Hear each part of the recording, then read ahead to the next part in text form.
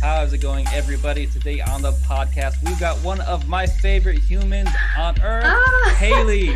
Hi. How are you doing today? I'm doing good, John. How are you doing? I'm doing pretty well now that you're here. So, you are actually one of the most popular people on the website ever since I we know. posted you. Every time you tell me, I'm just like, what? Really? Yes, I don't know, because always. it's been so long like that, right? And Yeah. I think recently I was like, really still? I'm like one of your top views. Every single day, you're at the top of the list. If my not, gosh. number one place, somewhere Yeah. between 1 and 5. That's crazy. I know. It's like, well, I mean, you have great OnlyFans, so it makes sense. Oh, thanks. You're welcome. Yeah, it's crazy. Let me think. I started the website back in the end of August. And then Really? yes. Wait, of last year, like 2020? Correct. So you started almost the same time I did. I think so. Yeah, because I remember you had said that when you were making your OnlyFans, you had read all the reviews on the subreddit beforehand. Yeah, correct? yeah. Yeah. And then that's how you decided how to operate your page. Yep. And then you told me that, and then we promoted you. And right off the bat, I was nervous to submit my page because it was brand new, right? So I think I knew I wanted a review from you.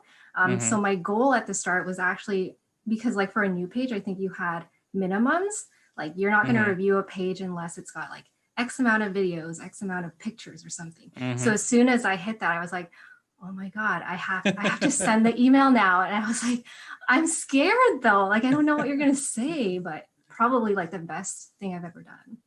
Yeah. Well, yeah, I was going to say, you are the most upvoted model on real OnlyFans reviews. I know. I can't believe it, honestly. And like, I think the top most upvoted post on your subreddit were like bad reviews, right? But now it's mine, I think, at the very top. So finally, like a good review is at the top. So yeah, last time I checked, your post was uploaded something like 290 times or something like that, which for my subreddit is kind of a big deal. Yeah, it's pretty big, right? Yeah. Yeah. So I mean, we're not the biggest subreddit, but not the smallest either.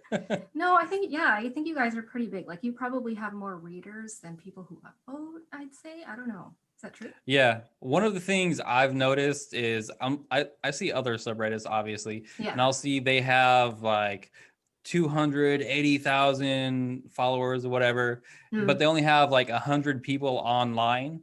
And then my subreddit right now is a little over 29,000, but I've never seen it below like 250 people online, no matter what time it is. Oh yeah, that's pretty good then. So yeah, like we don't have everybody joining, but I mean the numbers keep going up, so that's pretty cool. Then the website's doing well on its own, so we still need more people to go from the subreddit to the website. So now, obviously, you are best of the best. I mean, you are literally one of the best, if not the best I've seen so far. You think so? I do think so. So before we get into your OnlyFans, why don't you tell us a little bit about yourself? Sure. So my name is Hayley. I'm 22 years old. I was actually born in the Philippines, but I live and I grew up in Canada. Okay. So I basically moved to Canada when I was basically still a baby. So like, I don't really know much of like Tagalog anymore, which is the language in the Philippines. So yeah, like I grew up in Canada for most of my life, but I am Filipino. Right now I live in an apartment by my cats who are not here. I brought the condos here to see if they would come, but maybe later. What are the names of your cats? I have Blue and Sully. Okay. What else about me? I work full time. I have a 9-to-5 job. And right now we've been working from home since March, which has really helped because now I can kind of like do OnlyFans at the same time I'm working. That'd make for an interesting customer call. My gosh. Well, it's more, I know. Luckily, I don't have to do things like that. Like sometimes I'll have scheduled meetings, so then I can work around that, right? But put my shirt back on. I know. Oh my God. Just end a Skype call with a customer. Okay, I gotta go. Bye. Oh my God. Hello. No, So we have luckily, those TPS reports. That's never happened. Luckily, let's not jinx it. Okay. What else about me? I just graduated. Okay. What did you study? Yeah, business management. Okay. Yeah, I just graduated this past December. Very it took me a nice. while because because of COVID, so like school was a little interesting, but it all went online. So yeah, I finished that while working from home, which was great. Gotcha. So I was like juggling all three things until just recently, right? Which has been crazy, but I'm kind of like, I have so much free time. You'd think, but I'm like busy 24/7. I pretty much consider myself working 24/7, especially with OnlyFans. Yeah, they never stop. No, never. Sometimes I'll respond to messages at like, I don't know, 3, 4 in the morning. I'm like, why am I not asleep right now? Yeah, why aren't you asleep? When do you sleep? I don't know. Sleep is not a thing for me anymore. Sleep is for the weak. Yeah, it is. So I'm super curious about this because you're the second person from Canada. So what was the COVID experience like in Canada for you? So I think I started hearing about it maybe in February when like coworkers would be going on vacation and they'd be like, oh, people are starting to be scared of COVID, but it wasn't like it wasn't big yet. So it's like why are people scared of this thing? I don't know. Like, what is it? And then it wasn't until maybe March when things started getting serious. And then my work decided, okay, everybody's going to start working from home. Okay. And I think that's around the time when they started like the lockdowns, but it's not like a complete, oh, here's my cat. Yeah. It wasn't a complete lockdown. It was like anything that's deemed essential, you can go and do like groceries and stuff like that. But I think they shut down restaurants. So I kind of liked it because I'm more like I don't have to leave. I don't have to leave. Yeah. Like, I'm mostly a homebody. So I like being home. Like I like working from home. So like, yes, like I never have to leave again.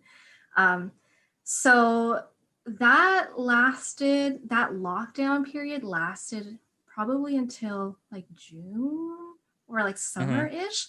And then they started slowly reopening things like restaurants, like movie theaters were open in the summer. And then now we're back in a lockdown. We actually have like a stay-at-home order.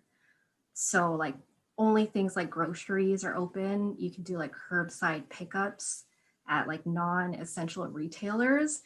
But to be honest, like it doesn't really feel like a lockdown. Like people are still out and about. Like you won't see crazy big crowds or anything like that here.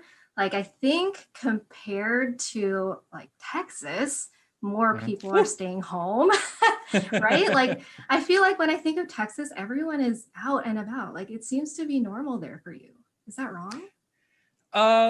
So I haven't really noticed a whole lot of difference. Yeah. The main thing that's the most inconvenient out here right now is trying to do something at a government building, like driver's licenses or social security, something like that. As far as restaurants, when everything first went into lockdown around March, April, then it was eerily quiet outside. There was nobody out. Okay. So at the start, it was like that. Yeah, it was shut down. And then now, though, you wear a mask and you go about your life. If you want to go out and eat with your friends, you put on your mask, you walk to the table, you take your mask off. And that's really it. Oh, yeah. It was like that in the summer here. But now we're not like that again. Yeah. So we can still pretty much go out and do whatever you want. You just have to wear a mask. There are some capacity limits for restaurants and whatnot.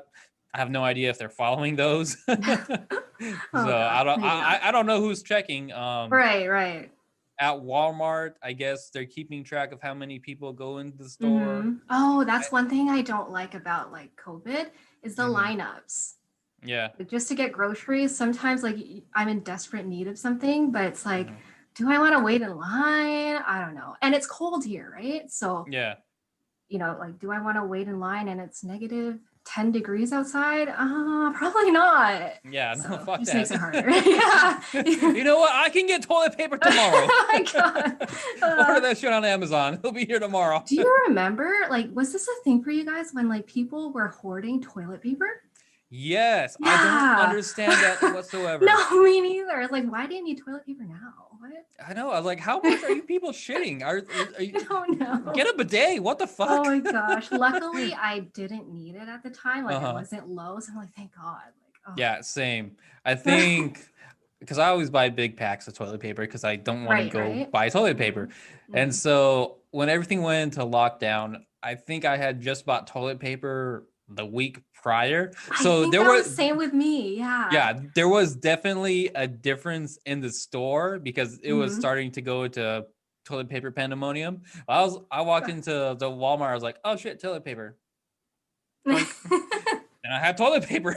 Yeah, lucky, right? Yeah, then I was on Facebook. I was seeing people sell toilet paper on Facebook like per roll. Oh my God, like, I was like, this is like, so why ridiculous. Would you do that? Yeah, that is. Yeah, I put up a post as a joke, like, oh, I got toilet paper on deck, son.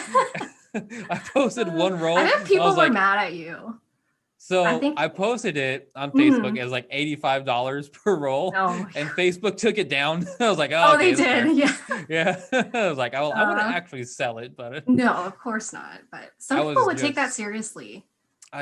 Somebody at Facebook did. Yeah, exactly. Yeah. They're like, excuse me, sir. No, you cannot do this. We are taking this down. God. This is a violation of somebody's rights, I'm sure. Zuckerberg, you zuckerfucker. Oh my gosh. Yeah, you used that last time.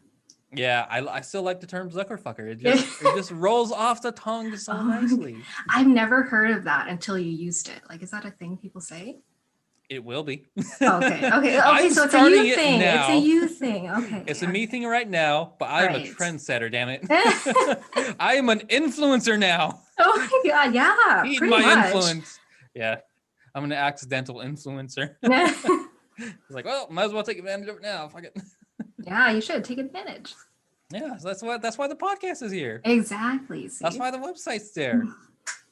And other things going on. But anyways, so this is called the Real OnlyFans Reviews podcast. Let's review your OnlyFans. Tell us about how you run it.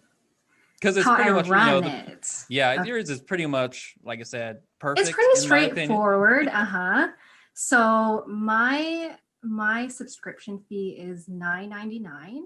And you get everything with it. So I don't do like paywalls, PPV, anything like that. So any content that I shoot, like a full-length video. Full-length album? Hold up, you sing now? No. Oh, no.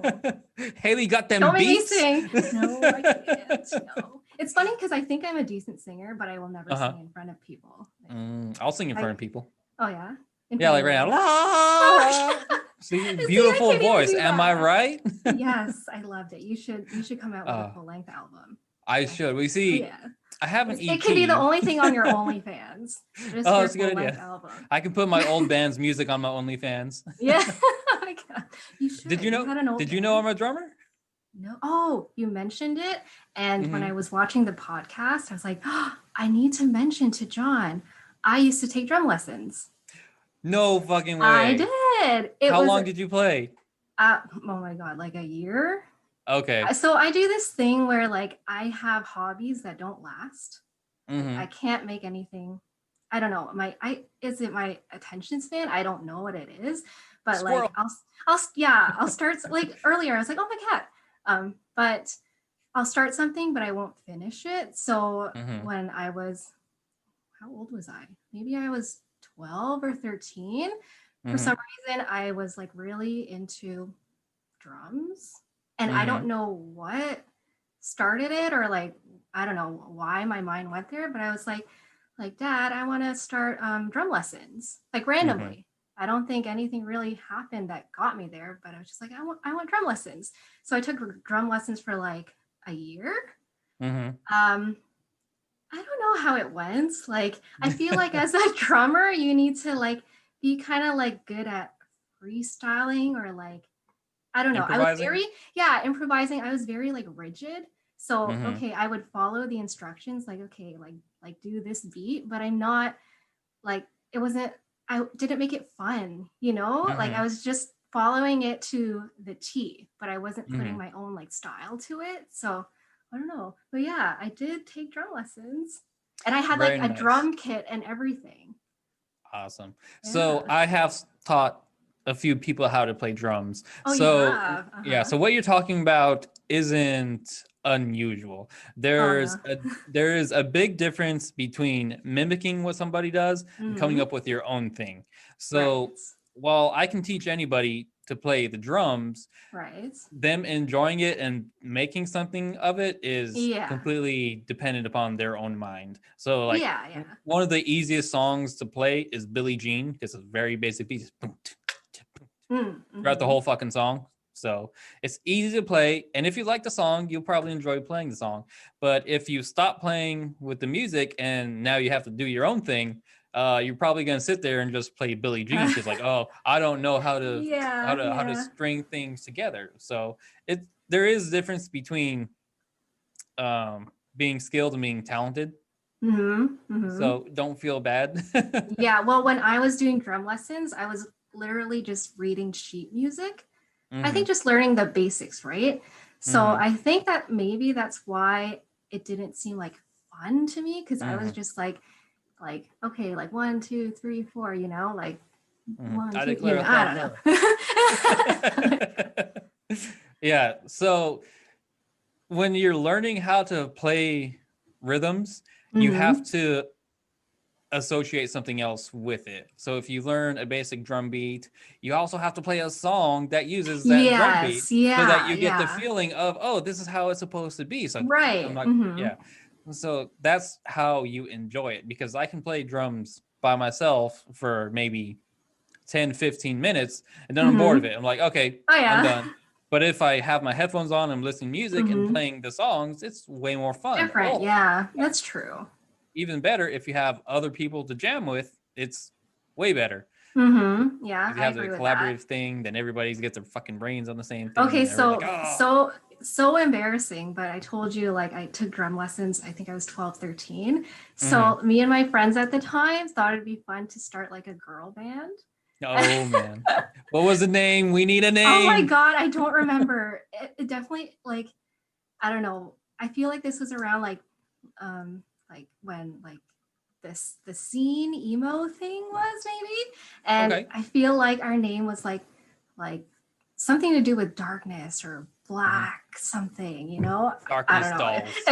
It was so bad. Like nobody could play an instrument properly. Like I think I knew.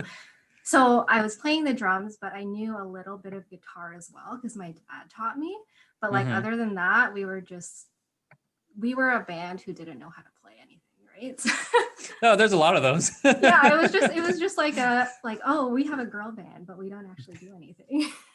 Man, when I was playing shows, we played with so many local bands that I swear to God didn't know anything about music, and it was probably true they didn't. What does that mean? Yeah. So like, you understand a little bit of music theory. You know, you said 1, 2, 3, 4 is your measure or your time signature is 4/4 if you're counting to 4.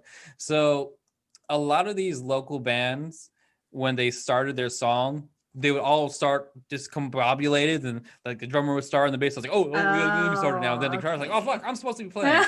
So I was like, to any local bands out there listening to this, all you have to do to start your song, have your drummer start and just click 1, 2, 3, 4. That's all you gotta do. Start that way. Doesn't everybody know that? Like in all the movies and stuff, like just watch a movie with a band, and don't they like do that?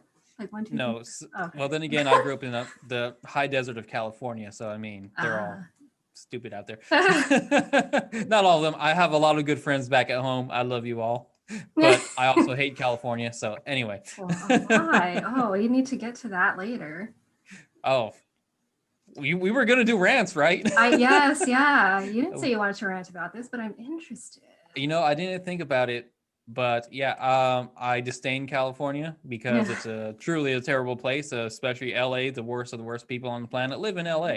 It's all about image. So fuck substance. As long as you have the fucking image, all the fucking Instagram models. Oh, look at my purse, look at my shoes, look at my clothes. This is like my gosh. And then I don't like vanity. I'm not I'm not a flashy person. I don't give a fuck about clothes, shoes. I care about cars. I care about cars quite a lot. Okay. But yeah, all these things that people care about, like people are like, oh, my fucking Jordans, bro. It's like they're shoes. I don't you're walking them. Yeah. Like people don't want to get their shoes dirty. It's like I mean, I have Nikes that cost $150. I still walk through the mud. They're fucking shoes. Okay. I'm the same way as you. Like, I'm not really like a vanity type of person. Like even in my videos and my pictures, like I barely ever wear makeup, which I don't think a lot of people know about my OnlyFans. Like if you're into a girl who's more like natural, doesn't like put on a whole face of makeup all the time, like all of my content is basically that. Just like maybe it's because I don't know how to put on makeup. I don't know, but it's never been a thing. Hold on. First of all, you're also naturally gorgeous. Like you're beautiful. You don't need the makeup. Yeah. Oh, thanks. Well, you're welcome. Yeah. Well, because also if I don't wear the makeup, people already see like me without it. But I feel like if people saw, like if my image was with makeup and then all of a sudden I didn't have it, that sometimes makeup is so much that there's a huge difference, right? Between what someone looks like with it and without it. But I can't make the time for it, to be honest. Like, I don't know. I hear of girls taking hours to put on makeup and I don't know. It's not me. Yeah. I mean, I don't have anything against makeup at all. Yeah. Some people like it, some people don't. It's their preference. Some people look really good with their makeup, and that's fine. Yeah. I think the problem is a lot of women are so reliant on makeup now, right? That their face doesn't get any sunlight, and so over time their face just becomes more and more pale without the makeup. And so when they're not wearing makeup, I've noticed that. Yeah, so when they're not wearing makeup, they just look like a ghost. And it's like, well, now you need makeup. Right. It's like coffee in the morning. You don't need it until you start drinking it. Yes, which is something I'm actually not a huge coffee person. Me either. Yeah, like, okay, so right now, last time the Canadian girl, she showed her Tim Hortons. So I'm going to show mine. It's actually, it's melted, but it's an ice cap. Damn, I need something Texas. I don't have a Whataburger cup this time. You have a huge flag behind you. What do you mean? Yeah, it's pretty Texas. Yeah, so I'm not like hot coffee person, but I'll drink ice caps like there's no tomorrow. Yeah, when I was younger, I detested Starbucks. And not for any moral reason or anything, not for any reason that made sense. I just hated Starbucks because everybody loves Starbucks. And I was like, I have to be a contrarian. That's going to make me cool. It didn't. No. I mean, I still don't go to Starbucks, but it's not because I hate them or anything. It's just I don't know what Starbucks has and I don't drink coffee. I know they have like teas and shit, but I was like, well, I can just get sweet tea from anywhere else. That's true. Yeah, I don't go to Starbucks that often either. It's more of like a treat place for me. Yeah. I mean, I've bought a lot of Starbucks for other people. That's true. Yeah, it's not my thing. I mean, I think the last time I had that Starbucks coffee was probably when I was still selling life insurance. And that's only because my boss bought it for me. She's like, here, this is pumpkin spice. Don't get me wrong. It was nice. It was good? You liked it? Yeah, the pumpkin spice was nice. But I mean, it's not something I crave. It's like, if I never had it again, I'd be fine. Like, Yeah, I agree. Like sometimes I'll have it because even then I won't get like a coffee. I'll get like a cold drink because I don't know. I don't really like hot drinks. Yeah, me either. So I'll get a cold drink, like kind of like an ice cap. Wait, I don't even know what they're called. a mocha frap, something like that. The iced mocha latte? Yeah, no, I don't know. Whatever it is, I'll get it, and I'll think it like it's too sweet or something. Mm-hmm. So at the time it's fine, but then I don't know. I always go to my Tim Hortons ice cap. Oh man, yeah. Speaking of too sweet, I can't drink or eat anything that's too sweet either. So personally, I prefer salty stuff. I don't really like the sweets. Yeah. I mean, okay. I like Okay, both. you need to come to Texas and we need to go get some Mexican food. Yeah. Ooh, okay. Or some Tex-Mex. Tex-Mex. Oh yeah. I love food. Yeah. Food is pretty great. I was gonna say, yeah, the sweet stuff I can't do. I went to Sonic about maybe like 8 months ago. It was one of those rare times I was craving something sweet. So I drove over there and I saw their menu and they had some kind of fucking Reese's drink thing. And I was like, you know what? Wait, Reese's the chocolate, right? Yeah, the candy. Yeah. So it was some kind of Reese's shake. I forget what it's called. But I was like, I love Reese's. I want something sweet right now. I'm going to order a large. So I ordered it. It was $7. Okay. For what? It was like, it was like, oh my God. So I didn't know it was going to be $7, but I got it. I was like, oh shit, I shouldn't have ordered this. So I got home because I live right down the street from a Sonic, and I started, I can't say drinking it because you couldn't drink it. I started eating it with a spoon because it was very yeah. And I was like, oh, this is too sweet. I can't drink this. It made me gag. I was like, how does anybody drink this? I can't. I don't know. Some of the things people eat, it's crazy. Yeah, it just wasn't me. And so, but the thing is, I spent $7. Oh yeah. Okay, you gotta finish that. I put it in the freezer. I was like, you know what? I'm gonna save this because I might want to eat it later. And I don't want to. No, it sat in my freezer for like 8 months. Oh yeah, it's probably still there. No. Oh, you did. I just got rid of it a couple weeks ago. I was like, you know what? I'm gonna have to face facts. This was a lost garbage. Oh my gosh, that's I can't. Like something that sweet, I probably couldn't handle either. I don't know. Yeah, I don't know. I do like my sweet tea. Welcome to Texas, but beyond that, yeah, hot chocolate is okay sometimes. But yeah. However, salty stuff, sign me the fuck up. Same. Well, you know, chips. Like sweet, if I'm eating sweets, there's a point where it's too much, but I could probably eat a whole bag of chips, like, and still want more. Yep. I don't know. There's something different about it. Probably because there's like, the calories are empty, so which is bad. I don't know. There's gonna be some doctor watching this, like, well, actually, that means you're deficient and blah blah blah. Maybe. I don't have an iron deficiency. I'm not cold. Okay, we're not health experts here. Yeah, I've never claimed to be. Actually, I just went to the doctor. Yes. Last week. I want to talk about this. So yes, you wanted to rant. Oh, we're doing our last things first. Okay. It doesn't matter. Yeah. we're on the topic now. So Hayley, let me explain this to you and see if this makes sense to you. Okay. So I signed up for new insurance under the Affordable Care Act, which cost me $430 a month. Okay. Affordably, right? So I want to get a new primary care provider, PCP. And so that was fine. Had no problems doing that. So I went to see her. She talked to me for like an hour, asked me this, that, and the other, blah, blah, blah. She asked me about my glaucoma, arthritis, all that stuff.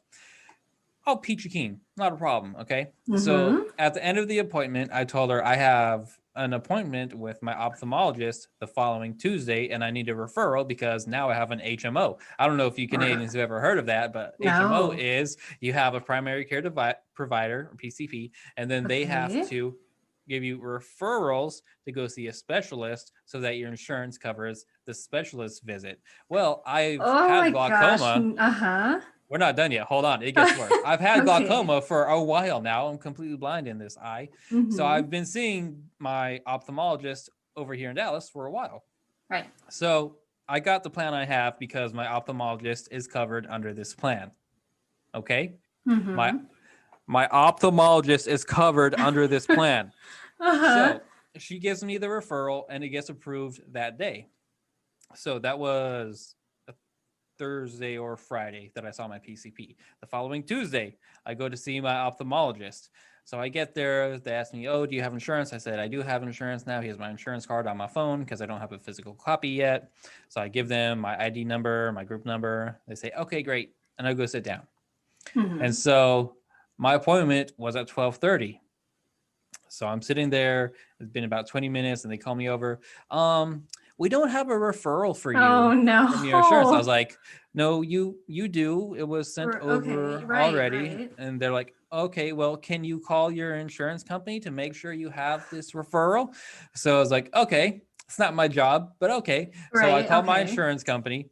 I get on the phone. I'm on hold for about 10 minutes, which isn't that bad. So I talked to the lady. She says, oh, yeah, you have a referral. So, okay, great. Let me have you talk to the office person really quick. So my insurance person talks to the office person, an office person there. And so they verify my referral, blah, blah, blah. And they say, okay, everything should be great. So I say, great. Oh, no. I hang up and I go sit down. So they call me back over right after I sit down, like, hey, so yeah, we still don't have your referral. We need a referral authorization number. I was like, why didn't you say that? What? I was just on the phone with the person. Why didn't you tell me you wanted the referral authorization number? Right. So I call back. I'm on hold for another 10 minutes. I give them the referral authorization number. They say, okay, great. And so they write it down, do whatever the fuck they do. I don't know. I go sit down and then they have me sign a thing. Said, okay, well, we still don't know about your referral, even though we have the referral authorization number now. We have to have you sign. Yeah, we have to have you sign things saying that if this doesn't go through, that you're going to pay the full price of the office visit today. Yeah. So I signed it because I have to. What? Yeah. So you signed it. Okay. Yeah, because I have to. So I go sit back down and then they immediately call me back to go see the doctor. They run their checkup, tell me everything's the same as it was last time, blah, blah, blah. We'll see you in another 6 months. Cool. So I walk out into the waiting room again so that they can do their billing or whatever. And I'm sitting there for 2 hours. This entire time, my ophthalmologist office is on hold with my insurance company because they can't figure out how much they're supposed to charge me for the office visit. No. That on my insurance card says $60. So eventually we go back and forth. And I was like, well, it says here $60, special visit. You have the authorization, blah, blah, blah. Like, what's the fucking issue here? Like, well, we just don't know because sometimes the insurance company does this. It's like, you're on the insurance company. So hard. They charge me the $60 and they say, if we have a problem, we'll let you know. I'm all, okay, great. So they say that after they made you wait for 2 hours. Yes. Okay.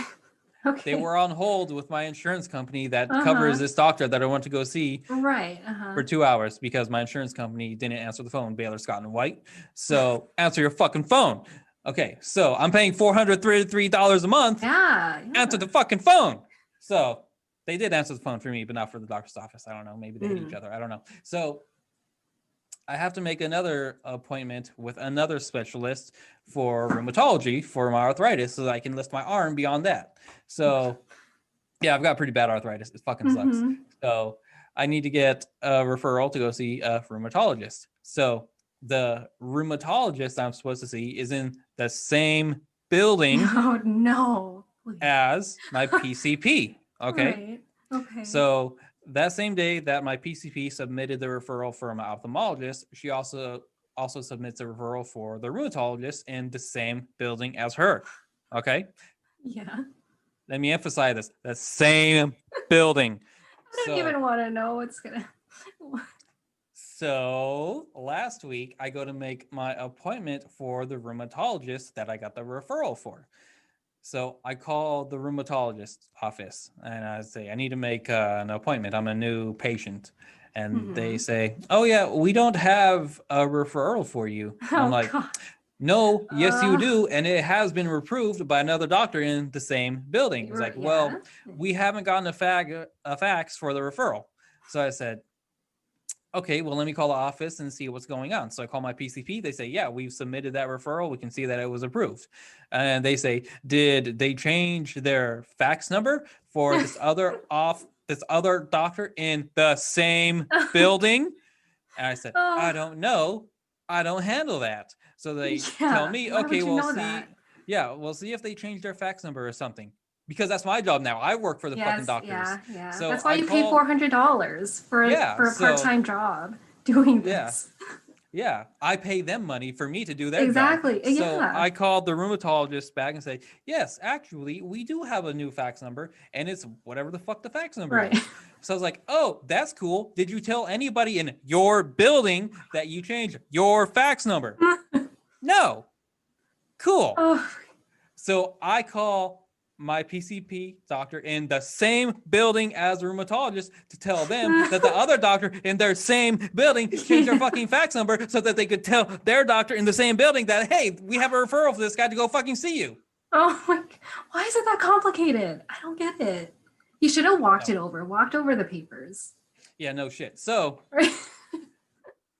we get that handled. They send the referral over to the doctor.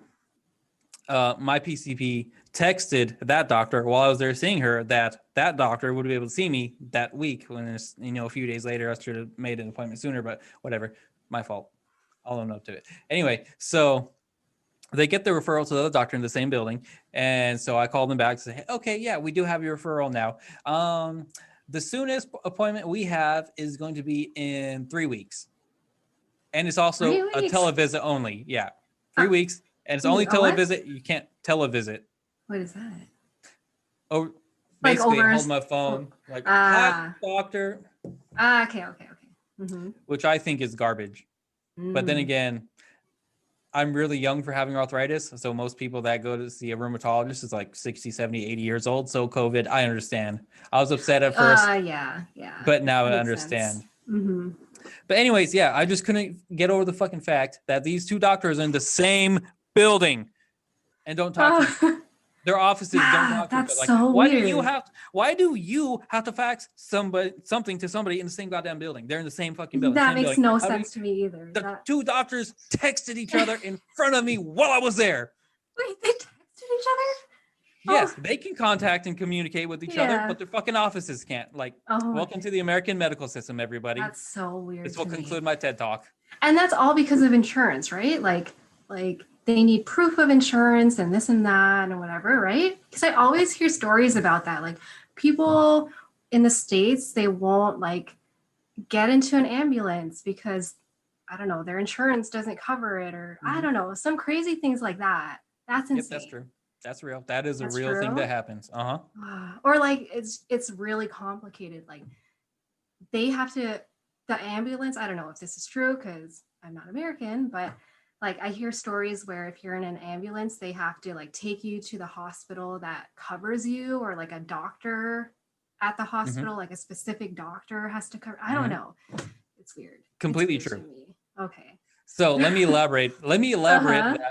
On that a little bit. So the medical insurance might cover the ambulance ride to the hospital, but they don't cover the actual hospital that the ambulance takes you to, or they may cover the hospital that the ambulance takes you to, but the insurance company doesn't cover the doctor that the insurance or that sees you at the hospital. Okay.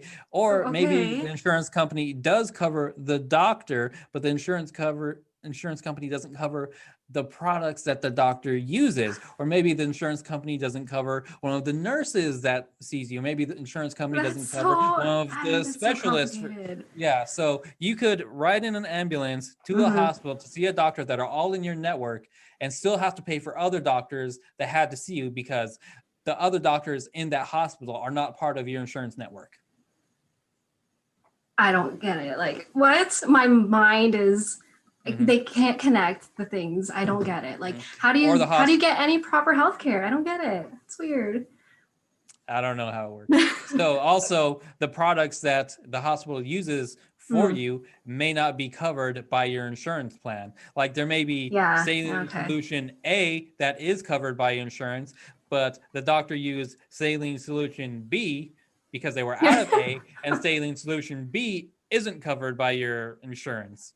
Oh my gosh. But you didn't know that. They're just trying to fucking keep you from dying, but insurance like, same shit, don't care. Pay $600 for fucking saline, bitch. Here's the bill. They probably don't care. I mean, I don't think the Canadian healthcare is like perfect, but I feel like it's easier to understand. Like if I hopped into an ambulance or I had to be taken by an ambulance, I probably might just have to pay the ambulance fee. I don't know. And even like insurance would cover that. I don't know. Well, also, how much does an ambulance ride cost in Canada?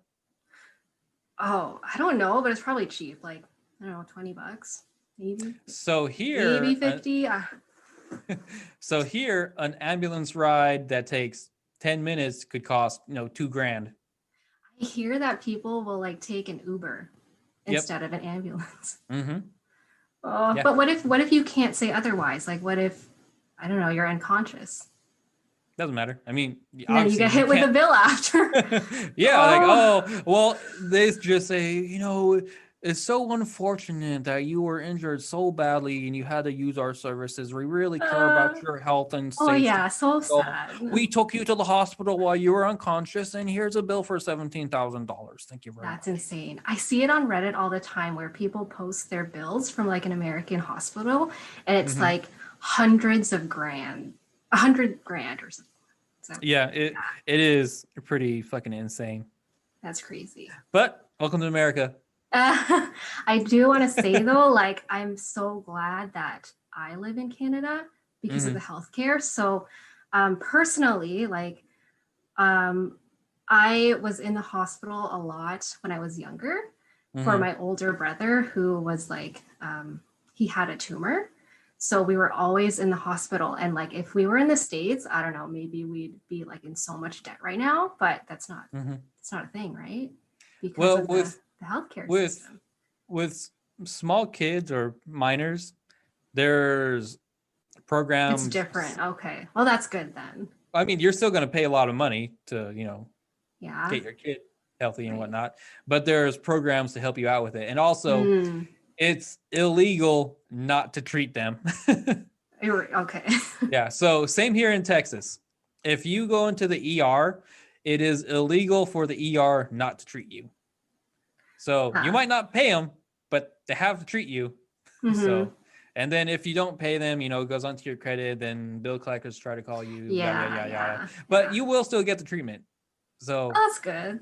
Yeah, you'll still get treated. They'll still save your life and whatever. You don't have to worry about that. The doctors, nurses, and everything, they're all amazing. They all do a great fucking job. They all deserve to get paid whatever they get paid, probably more. Right.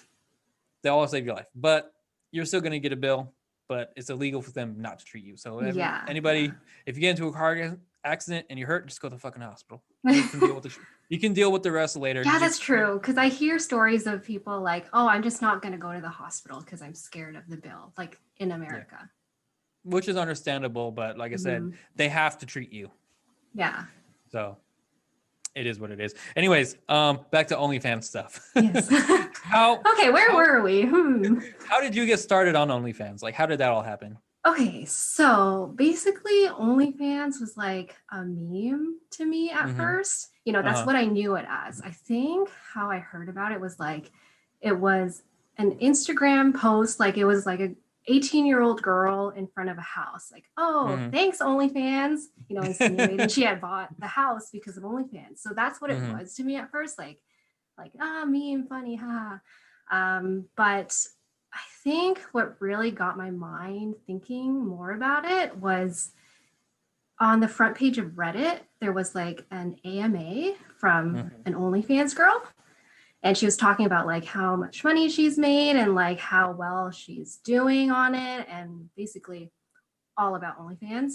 And so I think that was my first like insight into what OnlyFans really was, or what you could make from it and stuff like that. And when was that? Like maybe February, March-ish, I don't remember, but earlier last year.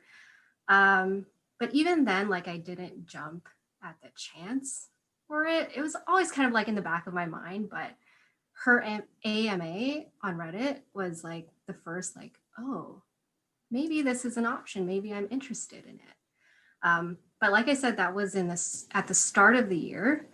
But I didn't actually dive deeper into it until maybe like July, August-ish. Mm-hmm. So how it really all started was, I think it was really random, like very, very random. Like I said, I think it was like stewing in my head, like, oh, maybe I should do an OnlyFans. So it was like one random day, my boyfriend was over at my place and we were just watching TV. And I don't know, it was like in the spur of the moment kind of thing. But, you know, I was just kind of like teasing him, playing around. And like, I don't know, I like was showing off my butt to him. And he's like, oh, can I take a picture of your butt? I was like, yeah, sure. And so he took a picture and I was like, I like that. Like, I like that picture. Do you think I should post it on Reddit? And this was like not a nude, like just like my butt in pants, right? So I was like, just like booty. Yeah, just my butt, you know. And so yeah, I was like, I think I want to post this on Reddit. Like, what do you think? Like, I don't know what he thought about me having an OnlyFans. So I was like, yeah, I want to post it. Let's see. And he's like, okay, sure, go for it. So that night, like spur of the moment, just because of this random butt picture I took, I decided to start a Reddit for Hayleyxyz. Because I had my own personal Reddit account, but I didn't want that like linked to this. Didn't want them intermingling. Yeah, exactly. So I started Hayleyxyz on Reddit, and I posted this butt picture to was it Asians Gone Mild, just to test the waters. Like, I didn't know how I would do, but I was curious. I was always curious. Like, would people even like me? I don't know. So I was like, okay, I want to see how this post does. So I posted that butt picture. I think it was like my butt in the air and I was like on the carpet. Anyways, so I posted it on Asians Gone Mild. And I think that night it like hit the hottest post on that sub. And I was like, oh, maybe this could go somewhere. Like maybe I could gain some traction or something like that. So that was my very first ever post on Reddit. And then ever since then, I started getting more and more into it and like less and less clothed. So like slowly I got there to posting nudes. Not that slowly, actually. Probably that reminds me of a Drake song. What? What was it? Star wearing less and going out more. Oh, it was on bling. Yes. Oh yeah. Oh my gosh. Started wearing less and posting up more. This can be part of your full-length album, a cover. Hey, I'm gonna be a rapper now from Canada. Yeah. I'm a rapper now, eh? No, oh my God. I say a too much. Like, it's embarrassing because it doesn't seem like it would come out of my mouth, but it does. Well, you know, it's just a Canadian thing, eh? Yeah, it is. It is. Anyway. So I started posting more and more like risky things, and eventually I was posting full nudes. Here's my tits. Yeah. I think that was the first thing I posted, my tits. So I was still just like posting on Reddit before I even started my OnlyFans. I actually gave myself like 1 month to post on Reddit. That was my like testing period to see like how popular I can get, or like would it even be worth it to start an OnlyFans, like based on like the reactions I was getting on on Reddit. So yeah, I did 1 month of just kind of getting testing my the name waters out there. Yeah, exactly. So it really helped, actually. I think without it, I wouldn't be, I don't know. Well, I think I wouldn't be as successful as I was when I first started, because like I have no following anywhere. I don't have like a huge Instagram following or anything like that. Like I started with nothing but this Reddit. So, you know, at least with the 1 month, I've got, you know, I opened my OnlyFans with a few followers from Reddit who were already interested, you know, like from the get-go, I had people asking like, oh, where's your OnlyFans? Oh, I don't have one yet, you know? And like the more I posted on Reddit, the more I saw like all the top girls on these subreddits that I was posting on had OnlyFans. So I was like, oh, I should probably open something like that soon. But I don't know, I was also unsure if I would even do well. So when I started my OnlyFans, I think my goal was like to make it worth it for me to have and maintain 100 subs a month. Okay. Which, like, looking back at it, where I am now, like, that's like not like objective achieved. yeah, like it just happened so fast, I guess. But I did a lot of research before I opened my OnlyFans. Like I looked at so many like YouTube videos about like how to start an OnlyFans, how to like price everything. And they were helpful, but I think they're like the YouTube videos in particular, they were helpful, but I think they were more like motivational than anything because, you know, these YouTube girls already have followings. So like when they post something like I made $3,000 in my first day, like, so, you know, that's not how most girls will be when they open their OnlyFans. So now that I look back at that, it's like, it was more motivational, but anyways, I did a lot of research. So like I've looked at so many profiles, like read people's bios and what they list. And one of the things that I always like noticed was when somebody called out like no paywalls, no PPV. And at first I didn't know like what does that mean? What that be? Yeah, but like not a lot of girls had it, but the ones who did like really called it out, right? So I was like, I think I want to do something like that. And so after I researched like what other girls were doing, I was like, well, I should probably research what people actually want, like from the subscriber point of view. So I was like Googling reviews, OnlyFans reviews, and I think that's how I found your subreddit. So I was reading reviews about how like a lot of the bad reviews were because it's not worth it. Like you pay, I don't know, like $20+ for nothing. And like you get scammed because people will say like, oh, I do this and this, like full nudes or something, but then there's nothing there. So I definitely didn't want to scam people. Like that's not my personality either, like in real life. So I knew like after all of my research, I wanted to open my page with no paywalls, no pay-per-view, everything included. And when I opened my OnlyFans, I didn't want it to be empty either. So like in that month before I opened, I was also trying to shoot content. So I opened with maybe like 5 full-length videos, maybe 2 or 3 albums, just so that there's something there, right? So let me ask you this. What is a full-length video to you? Like at least 3+ minutes. Okay. And 3 is like my minimum, or like my more simple videos. Like I think my 3-minute videos are mostly like strip teases or maybe content from the very beginning when I first started. Like they were kind of shorter because I was new to the whole thing. But now my videos are like 10 to 20 minutes now. I think my longest one right now is like 23 minutes or so.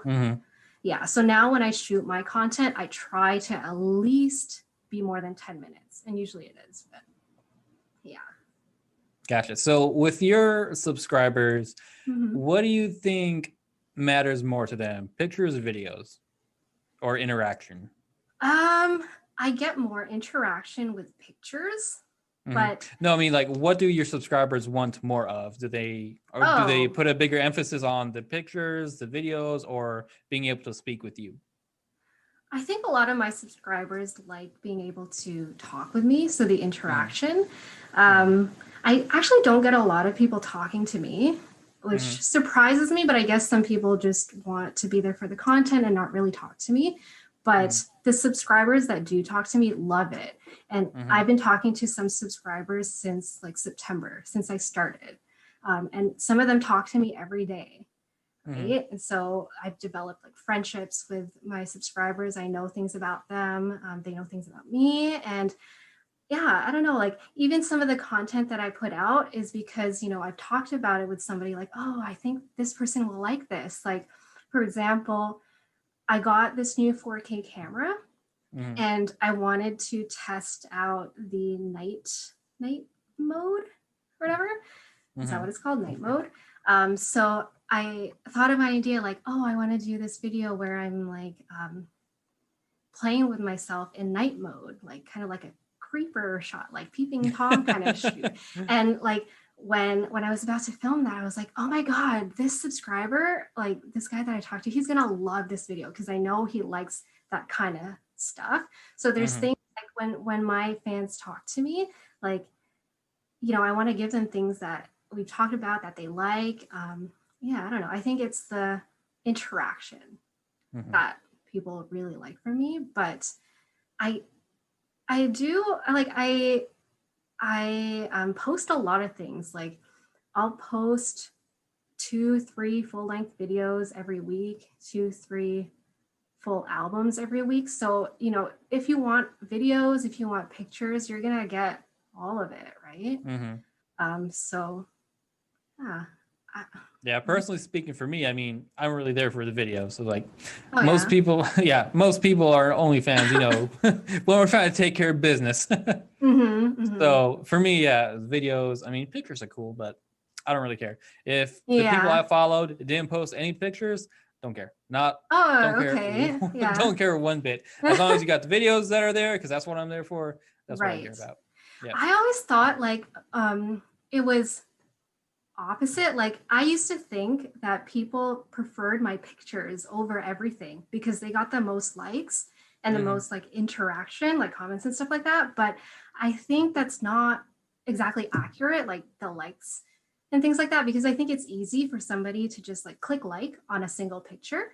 But when somebody is watching my video, you know, they might forget to like, or, you know, they're busy doing their thing. So they're not going to go back and like it or interact with it or something like that. So it's like skewed, right? So it's maybe some of my videos don't have as many likes as my pictures, but I don't think that's an accurate representation, you know? Yeah, I can definitely attest to that. Because like if I see a video that gets me off, I'm like, once I'm done, yeah, you're not gonna go back and like it. Walk away. Yeah, I don't like it. Sorry. Sorry, I forgot. But also, I'm going to sleep now. Night night. Yeah. So I always see like sometimes I'll go on like advice subreddits about OnlyFans, and people will say like, oh, my things aren't getting likes or interactions or anything like that. And I honestly don't think it's like a personal thing. You know, if somebody's there for your porn, like I don't think that they're thinking about liking your stuff. They're probably watching it, but you know, like, so don't think too much of it, like liking things. Yeah, you can always ask people as well. It's like, hey, exactly, like that? Yeah. Yeah, exactly. Yep. So now, what is your ranking on OnlyFans? Like top percentage? I checked this morning and I'm at 0.74%. Ooh, actually, I think you're higher than that. What? No. I think so. Oh, why do you think that? Last time I looked, I think you were at like top 0.64%. Oh yeah. I know I've been there before. I know I was at that percentage before. Oh, yeah. I was gonna say, like, are you looking at the highest I've ever been, or where I'm at now? Whatever it was last time I checked. Oh, okay. So well, I know I've been at 0.64 before, so maybe you're right. Yeah. Yeah. So what would you accredit to your success? The way I run my page, like the whole no PPV, putting everything on my page, I think is very enticing to a lot of people, especially when they've been burned and scammed before. And I think even when people, exactly. I think even when people come to my page, they're not expecting to actually get all this content. So when they do, like, I always get messages like, holy crap, like, there's so much here and I really love it and things like that. Mm-hmm. And it is actually a lot easier for me to manage as well. Like just shoot something, post it, instead of like having to send PPV and like who's watched it or who's paid for it. Do I have to resend it again? Things like that. So it's a lot easier just film, post, right? Mm-hmm. And another thing that I think helps me a lot is that I know my promotional platform really well, like Reddit, for example. I know how to use Reddit because I use it personally before OnlyFans. And the thing I see a lot of like new creators doing wrong is when they're promoting on Reddit and it's their first time using Reddit, they do it wrong because they don't know how it works, right? Like they don't read the rules. Yes, they don't. That's that thing, and like reading or like knowing what karma is or anything like that. And honestly, like not only does it hurt yourself when you're promoting, but it hurts like all the other girls and guys that like are trying to promote as well, because when these people who don't know how Reddit works or don't read the rules of a subreddit start spamming, like maybe there comes a day when these subreddits are just like, I can't deal with all this spam anymore. We're just gonna like lock all of these OnlyFans people out, right? And we don't want that. So for new people out there, how does Reddit work? Explain that to them. Okay, so Reddit works with there's a thing called karma, which is like the upvotes that you get, and you get basically Reddit points. Yeah, Reddit points. So the way you get your Reddit points is like making comments. People can upvote your comments, or you make a post in a subreddit, people can upvote your post. What I think some people get confused with Reddit is like it's more of like, I'd say a forum with like different subreddits that you post to, but some people think it's like I don't know, Facebook or something where you post on your own profile. So sometimes I see like new creators posting their promos just on their own user page, which doesn't make sense because nobody can see it, right? Like you're supposed to find communities and post in those communities. So how like real OnlyFans reviews. Exactly. Oh no, I take that back. Don't post in real OnlyFans reviews. Oh no, don't promote there. Look, I have rules. If somebody's looking for what you are doing, you can post that. But if you want to promote with us, there's rules. Go to the website. Explains how to do it. Yes, always read the rules. Yes. So how I had to backtrack on that really quick. Oh my God. Okay, so how I use Reddit for promoting is I have like my set communities or subreddits that I post to, and you need to find ones that fit you. So I'll go on like Asian like whatever Asian subreddit, like not safe for work subreddits, general ones too as well, as long as they fit your body or your look. And so you post your picture or GIF or whatever, but you don't GIF. Like. Is it? No. I'm team GIF. I don't care what anybody says. No. It's GIF. Okay. We will fight. We just won't say that word anymore. Short clip. If you post a short clip, so you post it Hayley, to. You are so incredibly Canadian. Why? You're supposed to fight me on that. No. You're just like, oh, sorry, eh? Oh, yeah, sorry. So you have your promo picture, you find your subreddit for it, you post it, and like a lot of the rules say no blatant advertising or anything like that. So what people do wrong is they put in their title like come to my OnlyFans, or upvote me, whatever, something like that, which you're not supposed to do unless the sub says you can, or the subreddit says you can. But most of them don't, unless it's like a strictly promotional subreddit. So what I do is, post an enticing title to go with my picture, post it, and then you just wait for your karma to come, your upvote. So that's kind of like, the basics of Reddit. is you post something and you get upvotes. So now how you use it for promotional tools is to try and get your picture seen by a lot of people, right? So the goal for my promotions is to have my post reach the hottest post of the day for that subreddit.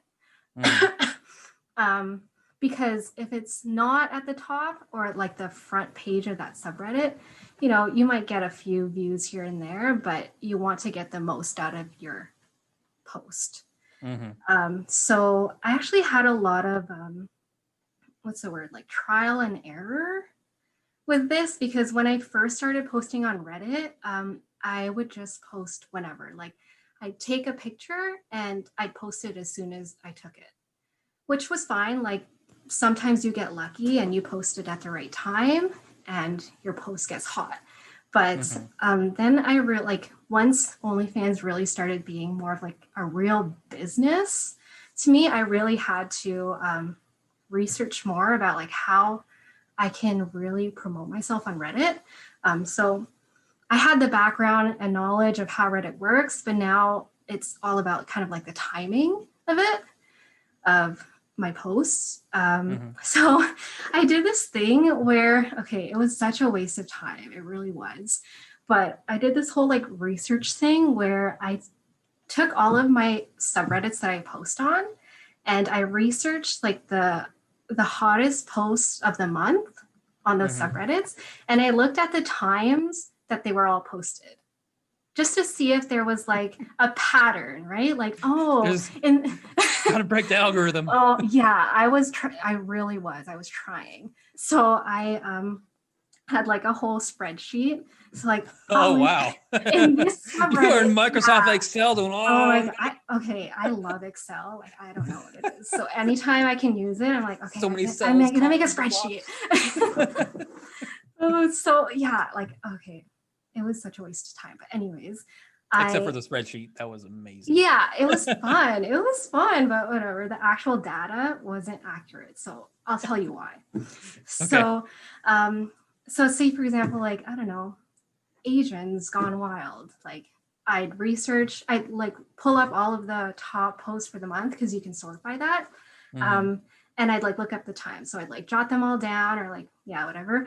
And I'm like, oh, is there a pattern? Oh, like all of these top posts were posted between, I don't know, like 3 a.m. to 5 a.m. Like, oh, that's the peak time to post. That's when I should be posting my stuff. And at first I tried it and it wasn't really working. And then I figured out that that data was like completely wrong because a lot of these subreddits have like girls who are always on top. Like the whales of the subreddit, like the most popular girl there who you will always see at the top. And basically I was pulling their data, right? And some of these girls always post at the same time. And so, you know, if I'm looking at like the top 20 posts for the month and they're all like 10 of them are that one girl who posted at 3 a.m. every day, you know, at first I was reading that as like, oh, 3 a.m. is a hot time to post. But that's not right? Because it's just that one girl who's always on top, who's, oh, did I spit? I like girls that are always on top. Oh, yeah, me too. Hayley. Oh, you gotta go to my OnlyFans for that. Oh, yeah. Also, for anybody who cares about this, if you go to her OnlyFans, you can't see her whole face. She does. Oh, yes. Yeah. Oh, I did want to talk to you about that. I didn't know if you were going to ask, like, why I don't post my face on Reddit. We will get to that. First of all, finish your other thing. Okay, yeah. So I did all that research for nothing because I was just looking at times that the top girls posted, which like you can't compete with them sometimes, right? So I don't do that. I have a whole like different timing strategy now. And it only works for some subreddits, like a huge subreddit like Asians Gone Wild, where there's just so many girls posting. It really doesn't matter. Like it's just luck at that point. So I don't have like strategies with that, but a smaller sub that's pretty big, like say Fat Ass Asian Girls, PAAG, I'll kind of try and time my post. So like when the hottest post of the day is really old, say like I don't know, 14 hours old, and the second post isn't that high, like I think I can beat it, then I'll post. And it seems to work most of the time. Like sometimes it doesn't, but you know, that's really what I follow now. Yeah. Gotcha. So how much do you think the best of the best designation with Real OnlyFans reviews helped you? I think it helps me a lot, like at least once a day, because on my welcome message on my OnlyFans, I ask you like where you found me, and at least like once, twice a day, somebody says it's because of Real OnlyFans reviews. So yeah, definitely really helps, because having that there and being the top post on your subreddit as well gives me a lot of visibility when, you know, say my promo posts on other subreddits don't do well. At least I have that's always there, right? And so you also have your post with ROR pinned to your own Reddit, correct? Yeah, I do. So when people go to your Reddit, they see that you're best of the best with us, and like, oh shit, okay. Exactly, if they were on the fence about joining before, because you know a lot of these girls, really they'll helps. Say, yeah, a lot of these girls say, oh, no PPV, or they do this, that, and the other. Then you subscribe to them, and they don't. So that is, like I said, why ROR exists, because you know basically call them on their shit. Because I've subscribed to girls who said no PPV, and the first thing you get when you subscribe is a PPV. It's a PPV. Yeah, I was like, this bitch. And I've also had girls who want to promote with Real OnlyFans reviews who say in their bio no PPV, or they'll say in their description that they send me no PPV. I'll click on their link for the trial. First thing I get is a PPV, and I say, hey, so there's a discrepancy here. You either have to change your description in your bio, or I'm not going to promote you because like you're not telling the truth. So yeah, I don't let that happen with my platform, but yeah. Of course, that's why it exists, right? Yep. Yeah, so definitely pinning the best of the best on ROR on my page really helps, because when people come to my profile, they'll see like my link. And what I actually do, I also have another pin post with kind of like a promo short clip from my OnlyFans, and list all of my videos that are available, which is all of them. So you can really see like what you're getting. And then my next pin post will be your review. So then they can really see that they are going to get what I say that they're getting. Yeah. Because like I said, you do have one of the absolute best pages out there, also on top of being gorgeous. So it helps. Yeah. So now, what's the funniest thing that hold on, wait. No, you wanted to talk about you showing your face. Oh, yeah. Okay. So I have like, actually not a lot of people ask me, but a couple here and there ask me like, oh, what, like if you show your face on OnlyFans, why don't you show it on Reddit? You know, I was debating whether or not I would show my face on OnlyFans before I started, but I think I was okay with it. Like, you have to be comfortable with it, because I don't know, like a lot of people are going to see it, right? And you're doing like nudes, like full nudes videos and things like that. So I decided I'd be okay with showing my face on OnlyFans, and it's just easier, especially like you don't have to like crop your videos or film them a certain way just to not show your face. So making content is a lot easier. And I think people, when people watch porn, or like they want to subscribe to someone's OnlyFans, you know, showing full face is a huge thing to want as well. Like some people won't subscribe to girls who don't show their full face. And I get it, right? Like people want to see your eyes and like emotion, stuff like that. And what that mouth do. Yeah. Well, you can see my mouth now, but yeah, so I was completely okay with showing it on OnlyFans.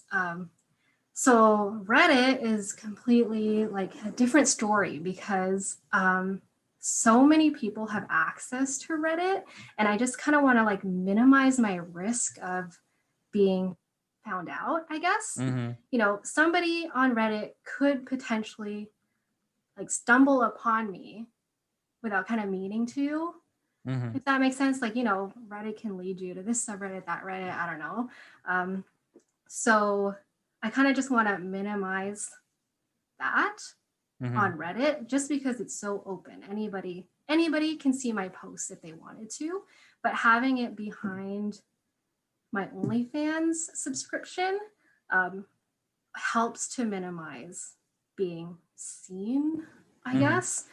So in other words, what you're saying is like your general family and friends don't know you do OnlyFans. No, nobody knows I do OnlyFans except my boyfriend, obviously. Yeah. We would hope so. It's like, hey, babe, this is completely unrelated to what we're doing right now, but could you hold the camera the whole time? And let me call you this person's name. Oh wow, that would be very hard to explain without OnlyFans. No, it's just a kink. Don't worry about it. Yeah. I like the name Kevin. Okay. Oh man. Okay, so yeah, you don't show your face for those reasons because you keep those two parts of your life. And it's actually it actually helps to get subs sometimes too, because some people really want to see my face. So yeah, it kind of helps to sell my page as well, because if they really want to see what I look like, then they'd have to subscribe. It's not really like my intention for it to be like that, but it works, right? It's another selling point. I was going to say something else, but it slipped my mind. Oh no.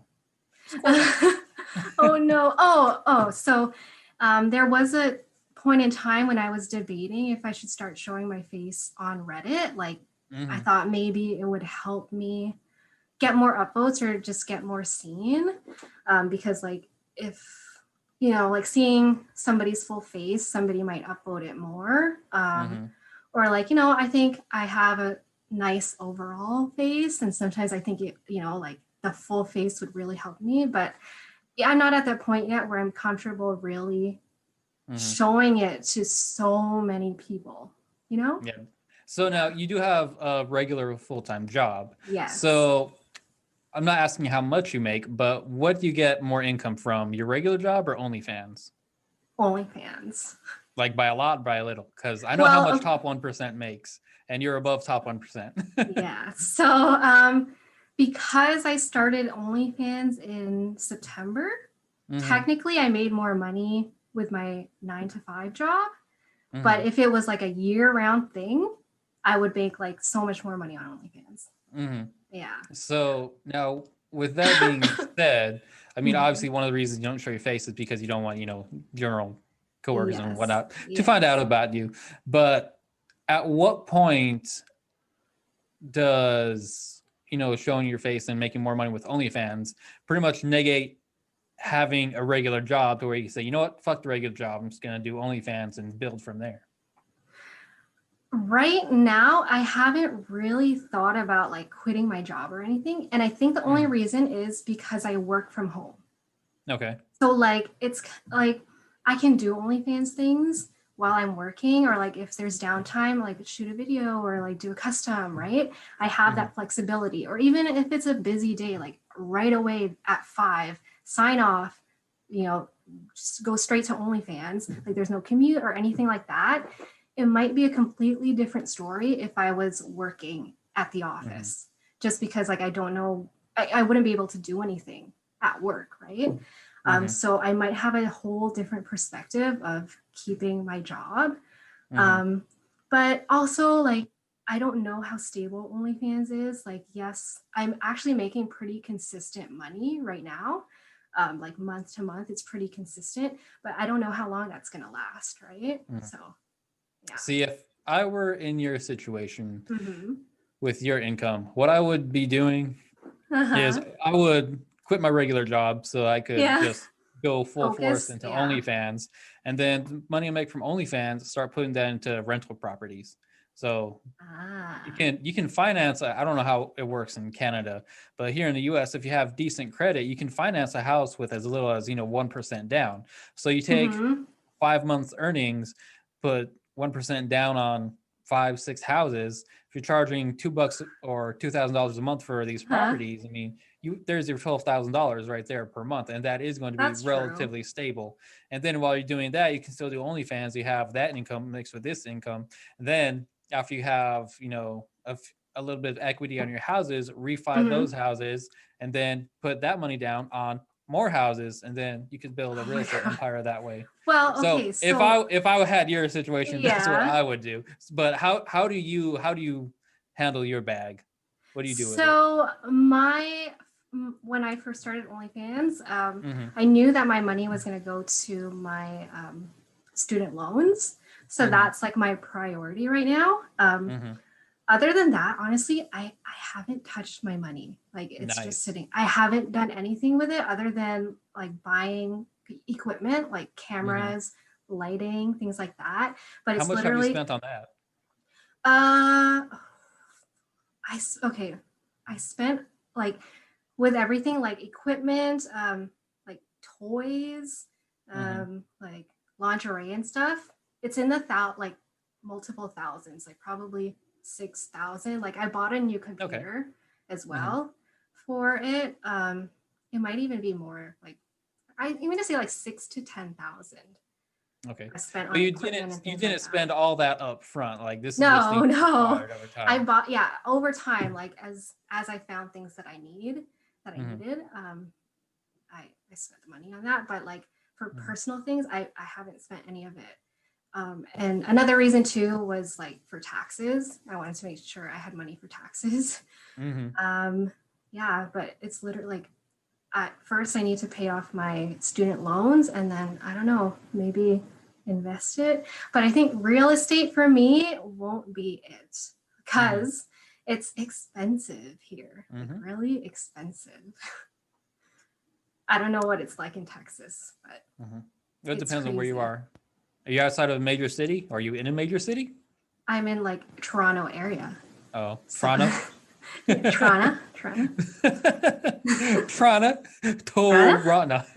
Do you say Yeah, wait, do you so say Toronto or Toronto? What do you say? yeah, we say Toronto. You say Toronto. Oh, Uh-huh. never know. I know that Canadians say Yeah. Toronto. They don't say that. What? Maybe That's what I heard.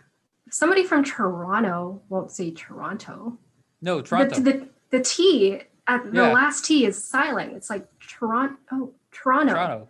Toronto. Like Trono. Yeah, Toronto. Toronto. Yeah.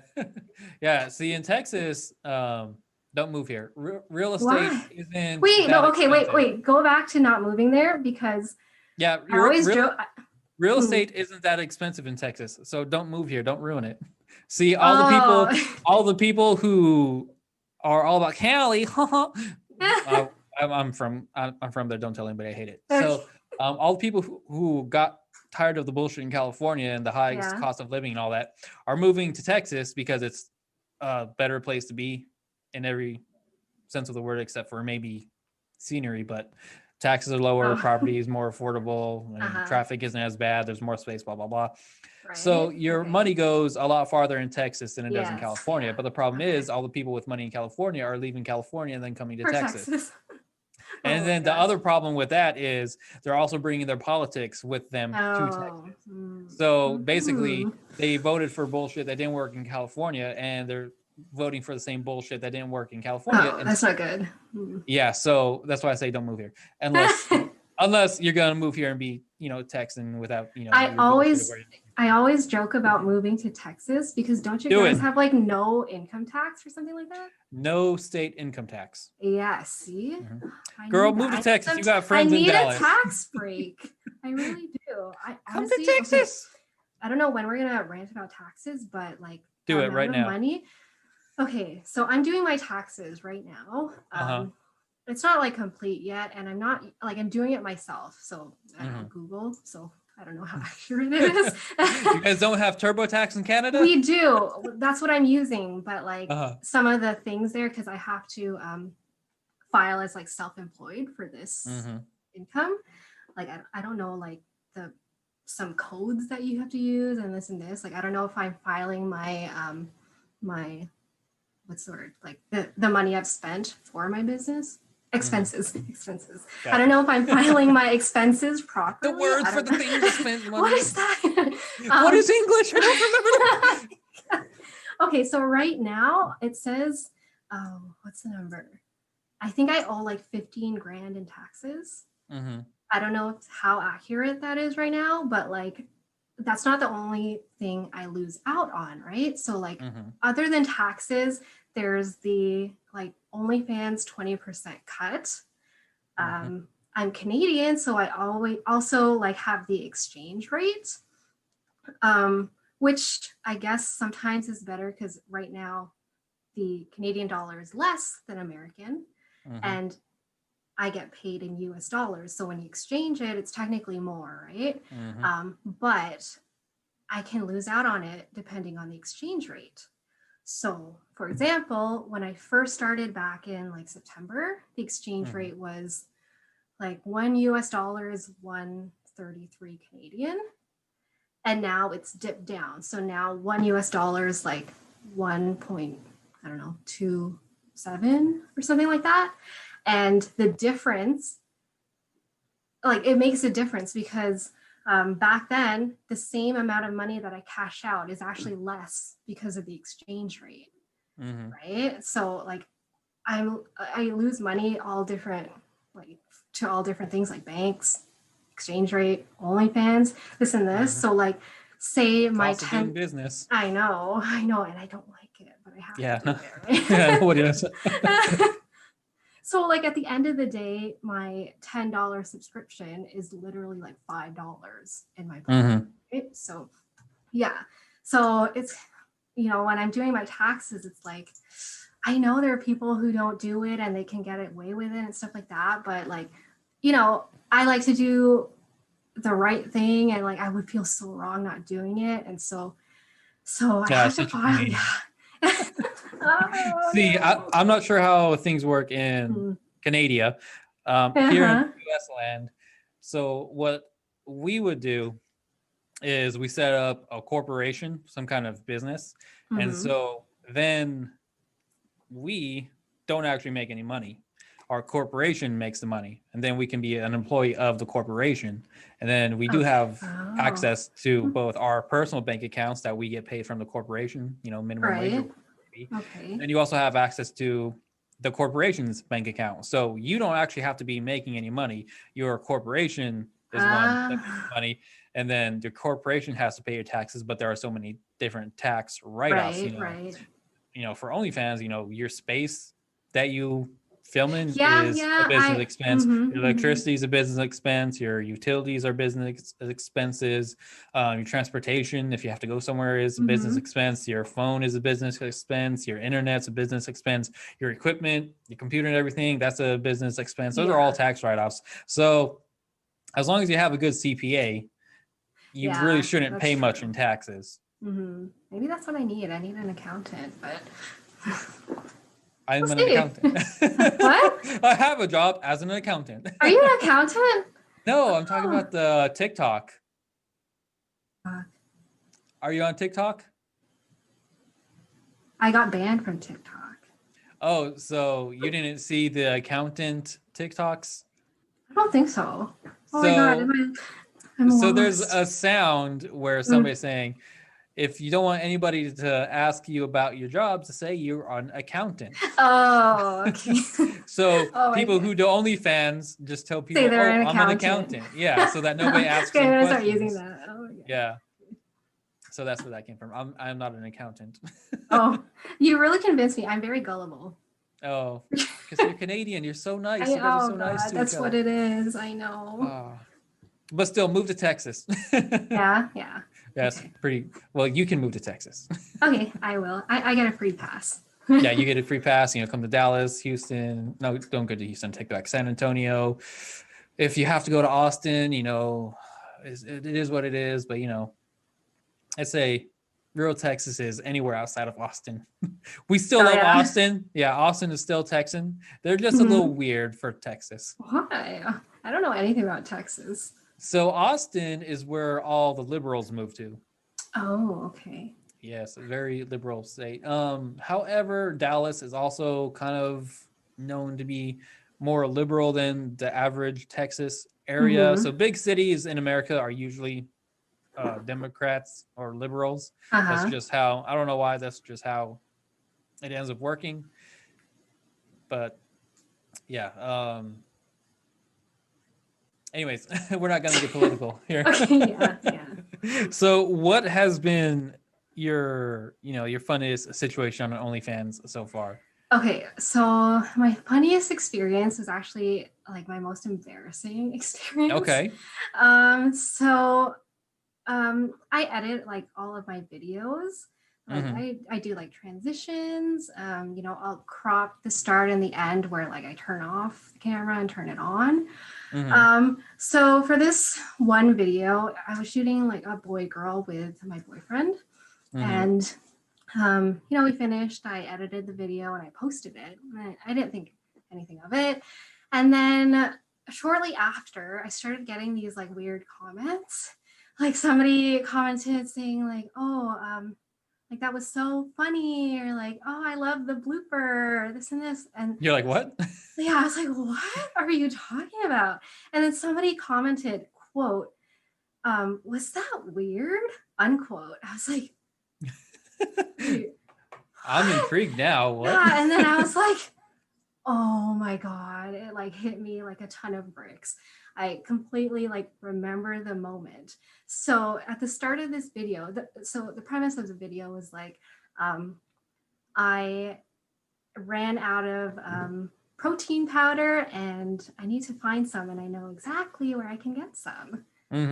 I see where this is going. Right. Okay. And then, so at the start of that video, I shoot like a acting portion.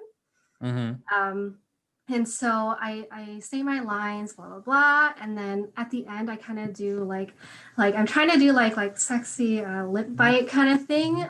Stepbrother, I need protein. Help. Yeah, kind of like that. So anyways, I was trying to do like a sexy thing. And I guess I like let it go too like longer than I wanted to. And I like stepped out of the shot and was like, was that weird, to my boyfriend who was helping me film, because I was like, just like for like 10 seconds, like going like this. And so I was like, is that weird? And I completely, I didn't realize I didn't edit that out. So oops. I left that, and I was so embarrassed. Like as soon as I saw the comments and realized what the scene, like what it was, because I knew exactly what it was, I like, oh my God, it took me so long to go to my computer to actually open it up and edit it because I was so embarrassed. I was like, I don't even want to look at this video but you know what? Actually, people seem to love it. Whoever watched the blooper, they thought it was so funny. Like this guy said it was like the funniest thing he's ever watched, and then like finished too. So I guess they liked it, Hey, that was funny. Oh. Yeah. I'm not gonna like it.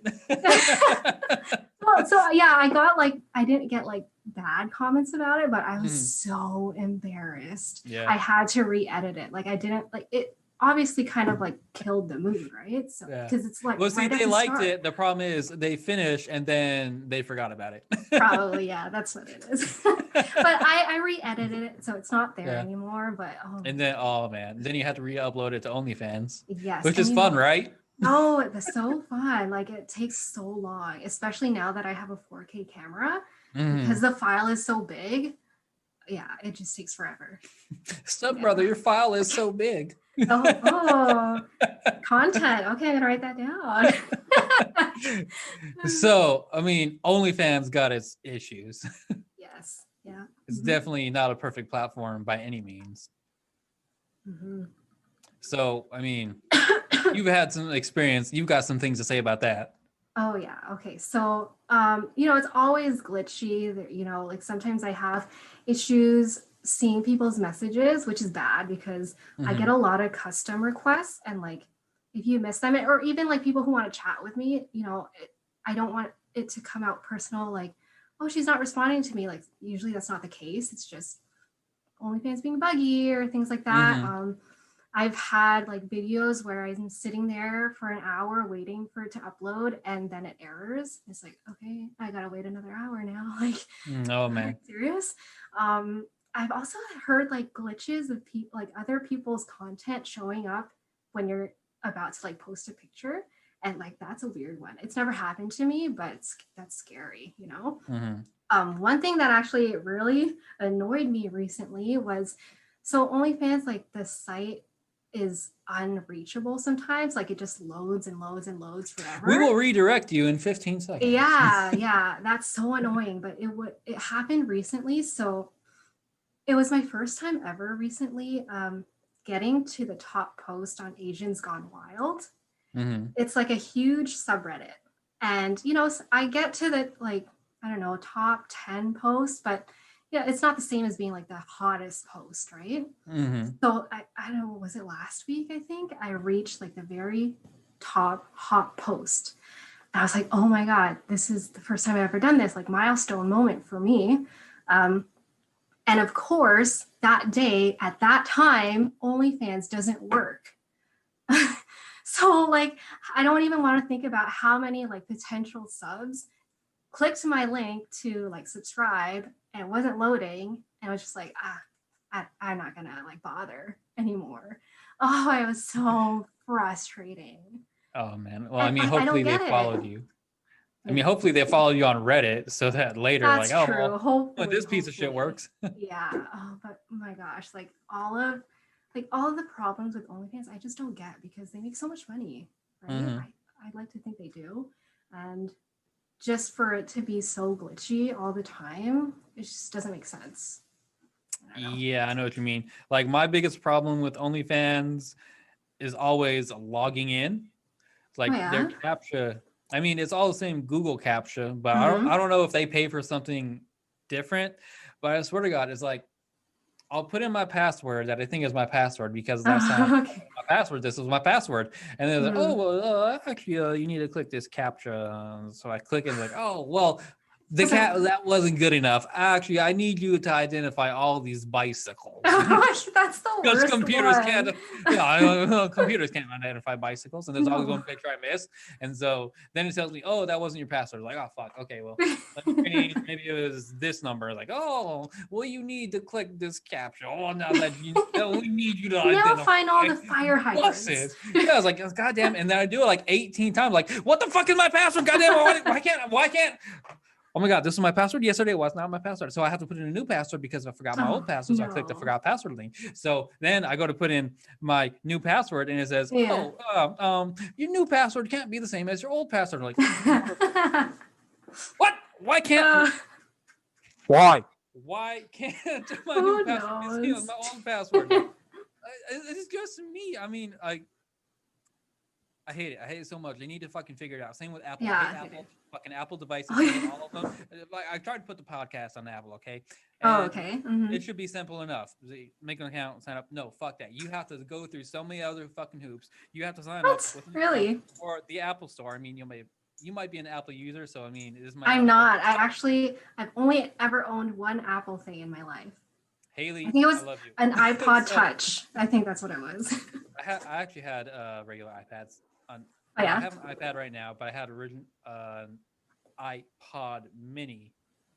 But so what you have to do to get your podcast on Apple is you have to set up an account with the Apple Store, and then you also have to have it set up so that you can buy things from the Apple Store. So just having an Apple account. That's weird. They want assurance that you might buy something. At some point in time. It's like the fuck. And then after you do that, then you have to have a logo that's a certain size. Okay. For your podcast image. And I'm like, this is so fucking dumb. You know what I had to do for Google? All I had to do for Google sign Podcasts? Up. Yeah. And then here's my image and upload. That was it. For Castbox, make an account, upload your image, upload your podcast. That's it. Fucking Spotify, I don't know how that works because I signed up through Podbean, but they like, why is Apple so fucking I don't know. Why do I have to jump through all these goddamn hoops? Do you want my fucking content to bring people to your platform or not? So weird. Like, why does it have to be so complicated? I don't know how to use like Apple products, like a MacBook or something like that. I don't know. So my iPad that I used to use for work, it just doesn't fucking do what I need it to do. Like I try to save files to my iPad. The files are saved to my iPad. Yeah. And I have no idea where they are. I can't find them. I can't find any of my pictures. Can't find any of the documents. I'm like, I can't make a folder on my iPad to save documents to. I was like, this is so stupid. Why can't this would never happen with a fucking Google or an Android tablet, but I can't use Android, or I couldn't use an Android tablet with the insurance I was working with before for whatever fucking reason. It had to be Apple. Oh, it's just like, this is so dumb. I had an iPhone. I hated it. I couldn't get it to work right. It was like, I hate Apple. I share your sentiment. Everybody else is real OnlyFans reviews this world. I hate Apple. I just want you all to know that. And if you use an Apple device, I don't hate you, but I seriously question your decision-making abilities. And this has been my TED Talk. People who have Apple always like tell me they have Apple in their way. Like, okay, so I had a business call the other day while I was working. And so I had to call somebody from work. And so I called them and they were like, one of the first things they said was like, oh, you don't have an Apple or an iPhone, do you? I was like, no. And he's like, do you want to know how I know? He's like, yeah, do you want to know how I know? I was like, okay. You're like, no, but I have a feeling you're going to tell me anyway. He's like, yeah, your name doesn't come up with whatever people with iPhones come up with. I'm like, oh, okay, cool. Brag, but you don't have an Apple. You are and then he was like, kids. Oh, you probably have like a Samsung or something, right? It's like, yeah, I guess. Like, why does it matter? I don't know. I have a Samsung. What about it, bitch? Yeah, like what? I mean, your iPhone uses a Samsung screen. So weird. Yeah. I hate Apple. I hate Apple so much. See, I originally, before I had any experience with Apple products, I hated them because of their marketing. Like, this was back in like fucking before 2008 when they had the commercials. They'd have the Windows user like, oh, I have a fucking pocket protector and a pen because I do business. I don't know these ads, but you oh yeah, these were in the US anyway. Then the Apple computer guys like, oh, I'm so fucking aloof, and I'm like so fucking cool, dude. Oh, shit's fucking sick. Oh my like God. Apple, you making spreadsheets? Dog, I can make spreadsheets, but I can also edit a video. Oh my gosh. How cool is Apple now that you can edit videos? So can cool. Can you edit a video on Windows? Yeah. Oh. But dog, I'm so cool. Look oh my cool gosh. It seemed to work though, that ad, because like that's I feel everybody like that uses an Apple device is a fucking pretentious piece of shit. Anyway, not all of them. I'm generalizing. Just most of them. Just kidding. Don't hate me, people. If you have an iPhone, iPad, whatever, I love you too. Just less. Oh no. I'm just kidding. I'll just go on the website. I don't care. It doesn't matter. We're on Spotify. Yeah. What else are you on? Wait, so YouTube, Spotify? Yeah, YouTube, Spotify, Google Podcasts, Castbox. I think that's actually it. That's a lot. Yeah. If you have an iPhone, you can still watch and support us. Yeah, you can still watch it. Yeah. If you have an Apple product and you support the podcast, you're actually pretty cool. Yes. But anyways, how are your neighbors with you doing OnlyFans? Oh my God. You know, you're not like quiet. in my videos, no. You know, and some people request like, be as loud as you can be. Mm-hmm. I live in an apartment. So, okay. I always question whether or not they know. I don't know. They haven't said anything. But so yeah, I live in an apartment. Neighbors? Not really. Like, hi, hello, if you see them, but I don't talk to them, right? Yeah. But yeah, so I live in an apartment. Obviously, there's people on the other sides of the wall of me. And yeah, actually, my walls aren't that thin compared to some other places, but it's still an apartment, right? You could still hear things. Like sometimes I'll be shooting a video and I'll have to stop because I can hear someone like yelling or dropping things or like starting their vacuum. I'm like, really? You're like, hey, could you stop beating your wife really quick? I'm trying to be sexy. Oh, it's not that bad. Yeah. Oh my God, that would be awkward. Oh, but like the things people do, like, I don't know, it can be almost midnight and someone's using their vacuum. It's like, really? I mean, I vacuumed at midnight before. Oh, do you think you're bothering your neighbors? You might be trying to shoot something, John. Have you ever I'm thought sorry, about that? gosh. I'll think about it next time. No, see, so I have neighbors on both sides. It's only one row. So the neighbors on this side, I've never seen them. I only know they exist in concept. And the neighbors on this side, I only know they exist because I hear the stereo during the day sometimes. And they also just got a dog, and it fucking barks all the time, or used to. I luckily don't have like dogs on my floor, so. Yeah, luckily they seem to have either gotten rid of their dog or gotten the barking under control. I don't know which, but there's not barking anymore. Yeah, that's good. Yeah, so I mean, I don't know either of my neighbors. Yeah, same. Like I just know their faces, but I don't really talk to them. But so, for example, like right now, I'm in my den, which is right at my front door. And I know for a fact that if you're in the hallway, you can hear people who are at their front door, like near their front door. Sometimes I shoot content here in my den because people want like a working video, you know, like that kind of role play. And I'm always like, oh, like how loud should I be? Like, are people gonna come off the elevator? Are people who are in their unit? Because if I'm sitting here working, I can hear people in their unit who are at their door as well. So clearly people can hear me if they wanted to. So you'd be walking by like, yeah. Damn. So, you know, they probably heard me. I don't know.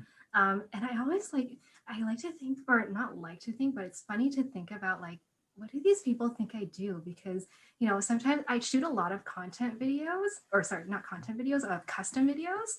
And a lot of them have like names used in them. So like, I'm like saying different names all the time. Like, what do how'd they know my name's Kevin? Oh my God. We're like, why is she with a Michael today? And like an hour later, she's with like a Mark. Like, what? Jesus. What am I missing out on? How can I join the party? Like, you need a Steven? Yeah, I really like, I would love to, and also not like to know what they know. I don't know. Actually, maybe I wouldn't want to know. I wouldn't want them to come up to me and be like, do you have an OnlyFans or something like that? That'd be so weird. They're just gonna walk up to you one day. It's like, hey, so I heard you fuck a lot. I gotta know what's going on. Oh my God. Oh, let's not have that conversation. How embarrassing would that be? I don't know. Like, a part of me thinks I'd just be like, oh yeah, I do. You want to see it or something like that? But you got $10 a month? I don't know. I really like, I'm one of those people who are like given a situation and my answer is always like, literally, I don't know unless it happens. Because, you know, I don't know. What I say now, like in my mind, not in the moment, is completely different than what I would say in the moment. What do you say in your mind? In my mind, I would say like, yeah, I do. Let's role play. Oh, role play? Okay. Okay. Acting face. These are no bloopers. So I'm gonna go knock, knock, knock. Hey, how are you doing? Hi, neighbor. Hey, so I walk by your apartment a lot during the day. Because I know I work weird hours, so this thing that happens. This is gonna sound really weird. I'm sorry if this comes off odd, but I hear you. Well, I'm just saying it. I hear you fucking a lot. I'm sorry if this comes off weird, but what's going on in there? Are you okay? Yeah, actually, like, I don't know if you know about OnlyFans, but I've heard of it. Yeah, so I'm an OnlyFans creator. And so no way. Yeah. So all these things that you hear is like me making content. So I don't know if you've heard like me moaning or anything, it turns you on, but yeah. You know. What's your dude? Okay, I do have OnlyFans. I subscribe to people. Who are you? I'm gonna look you up right now. Yeah, okay. Here's my page. I'm Hayleyxyz. Okay. Wow. Top. Wow. Above 1%. It's just this must be legit. Subscribe. Okay. I know you got things to do. I'm not trying to keep you, but I'm gonna go look at this later and I'll let you know. Okay, message me there and I'll give you something special. Cool. I'm Kevin. I'll talk to you later. Okay. Bye. Bye. Bye, neighbor. That's how I feel like I would be, but I don't know. Maybe I just like be so embarrassed. Maybe. We'll never know. You just have to wait till you see your neighbor walk by. Hey. One other like neighbor rant, which is like not OnlyFans related, but okay, so I have like these are the nicest Canadian rants ever. Are they? Oh. Yes, you're so nice. I should talk about that later actually too. Anyways, so I have a sound bar for my TV and it's like Bluetooth. And recently, like I don't know which neighbor because I'm in an apartment. It could be like somebody above me, somebody below me, somebody on the floor, but they keep connecting to my Bluetooth or my sound bar. Like I'll be watching TV and I'll be like, where's the sound? And I'll look and I'll say desktop. I'm like, who is connecting to this? And I can't turn it off, I think. I Googled it, but it seems complicated. So to turn off your sound bar? No, just turn off to disable the Bluetooth.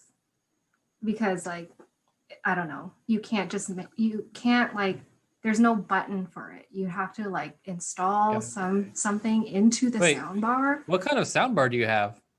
Like an LG. Is this like a Wish sound bar? A what? Like is this a Wish sound bar? I don't know. LG from Wish? I don't know what it is.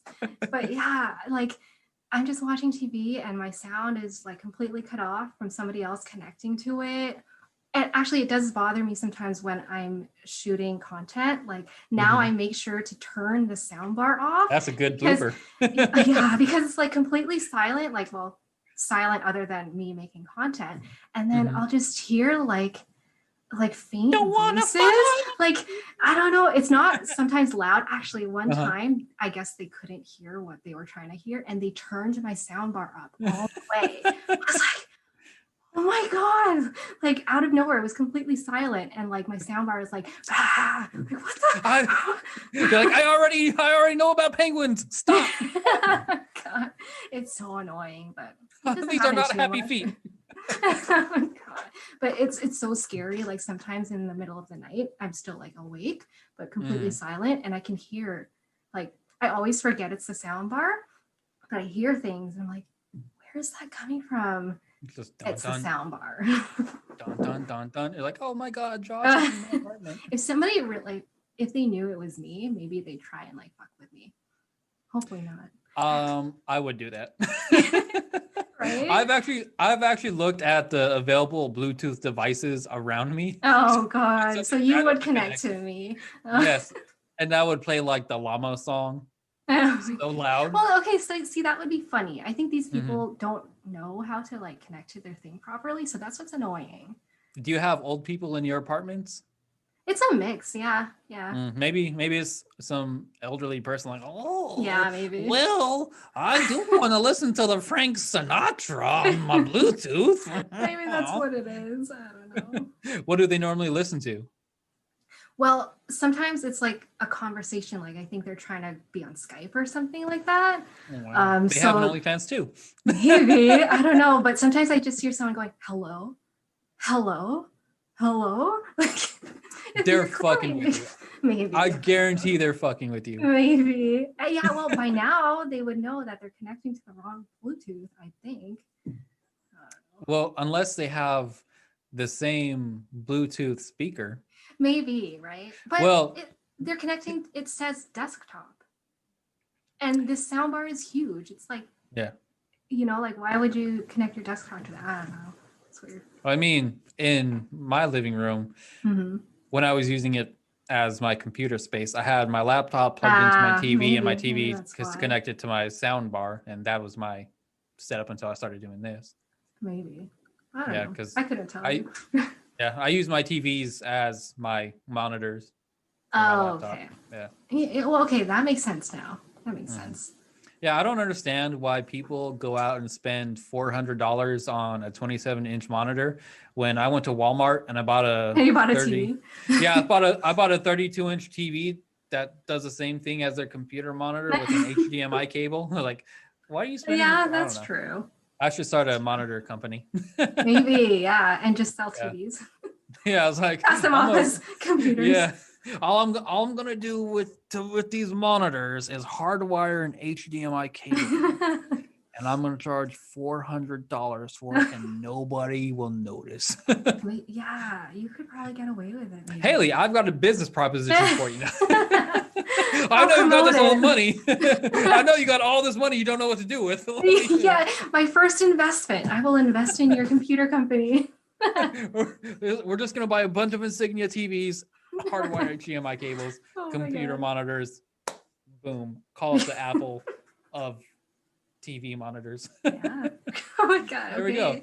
And we'll advertise them, and it'll be so fucking cool, dude. We're like, yes, we need an ad like that.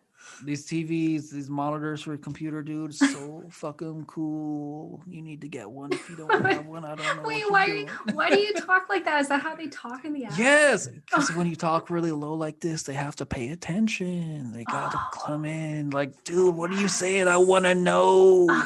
Well, I gotta know. You seem like you know what you're talking about, and you know something that I don't know, but I want to know what you know because now and then we both know it. And I'll buy this computer monitor that costs $400. That costs $100 at Walmart, and we'll be so fucking cool together. Apple. Gosh. Oh yeah, Apple. That's a new Apple ad. Inspired by Apple. Apple, pay me, sponsor me. Hey, if you sponsor me, I'll say whatever you want. Unless you have a bad OnlyFans. I will never tell people a good OnlyFans or a bad OnlyFans is good, but I will sponsor whatever the fuck you pay me for. By Apple. They're good phones. Oh my god. Sponsor me. Robotic like that? Yep. I'll do it how they want. You want to show a nipple? Could you imagine advertising on OnlyFans? I don't know. Would that gonna work?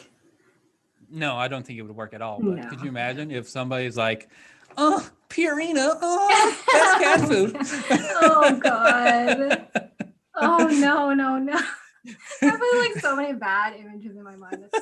Somebody's gonna be feeding their cat like Purina. Yeah. Well, you know that's how ad works, right? Or ads. Yeah. Work. You just pop it in your head, like. Oh, yeah, it's got to find a way to get in people's heads somehow. However, I will say, if you have an OnlyFans and you DM other people's OnlyFans, fuck you. I will never subscribe to any of them, and I hate you. Wait, what is that? What do they do? So you don't do any share for share, which is amazing. No. So what some creators will do now is they'll DM the share for shares. So instead of posting the shared creator to the timeline, they'll DM it to all their followers. Okay. It's like a PPV, but a share for share. Like for another girl. Yeah. Like they'll DM it to your inbox. I wrote a review last night on Sophie Snow. She got a really good page actually, but she does that and I hate it. And yeah. And dude, she fucking charges £90 for these promos. It's a one-time thing. I was like, I wasn't even charging that much for my promos. Like the most, I think the most. No, I take that back.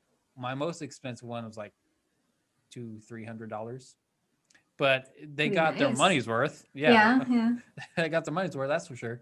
I was like, damn, I wish I could charge fucking £90, which is like, I don't know, $104 or whatever for a 1 day promo.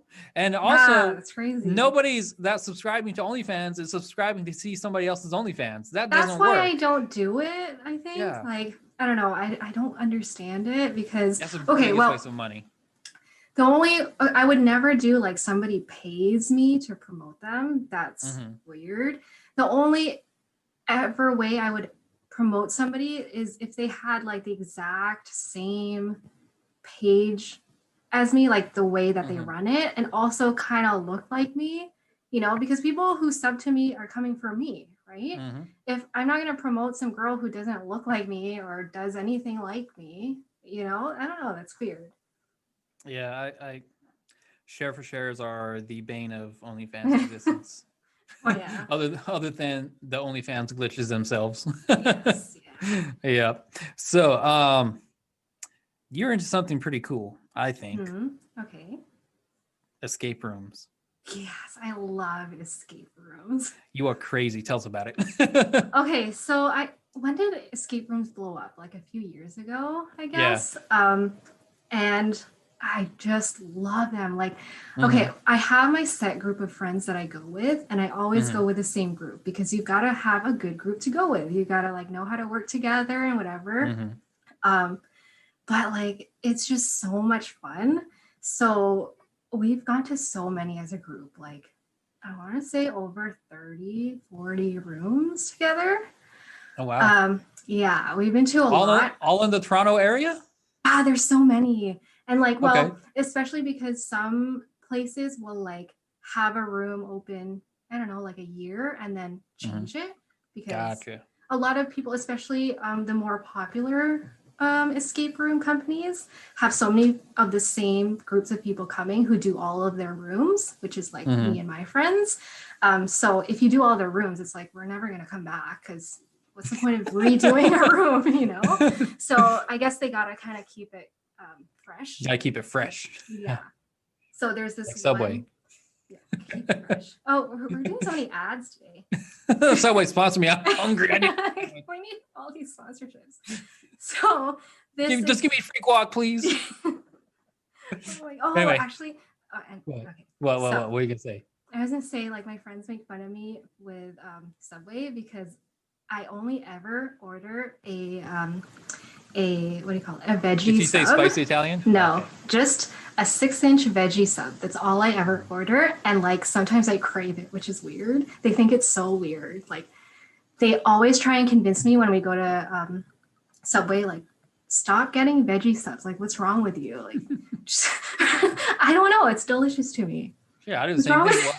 Yeah, what's wrong with you? Can I Yeah, not like what's wrong like with that? like- Oh, but so it's funny because I like those veggie subs because I used to be a vegetarian. Uh-huh. I was vegetarian for like 4 years. Okay.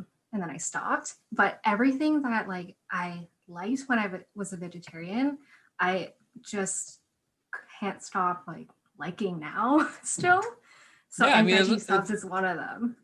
yeah, I mean, if you like a certain food, Yeah, and I don't know why still they have it. bother me so much about it. Like I guess See- in their minds it's like you eat meat now, like so have a sub with meat in it. Like You're like, what? But I like it this way.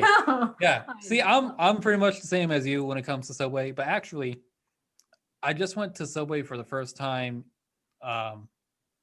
like a few days ago, for the first time in about a year, because about a year ago, I got food poisoning from a Subway. It was it was so bad. See, I should have known. I should have known. Yeah. And I did know, but I just didn't do anything about it. So I walked into this Subway. It was in South Dallas, and the air conditioning was broken. This was during the summer. So walking inside, and it's like 90 degrees in the Subway. Yeah. And that should have told me everything I needed to know right there. But I was like, nah, I'm already here. I want a goddamn sandwich.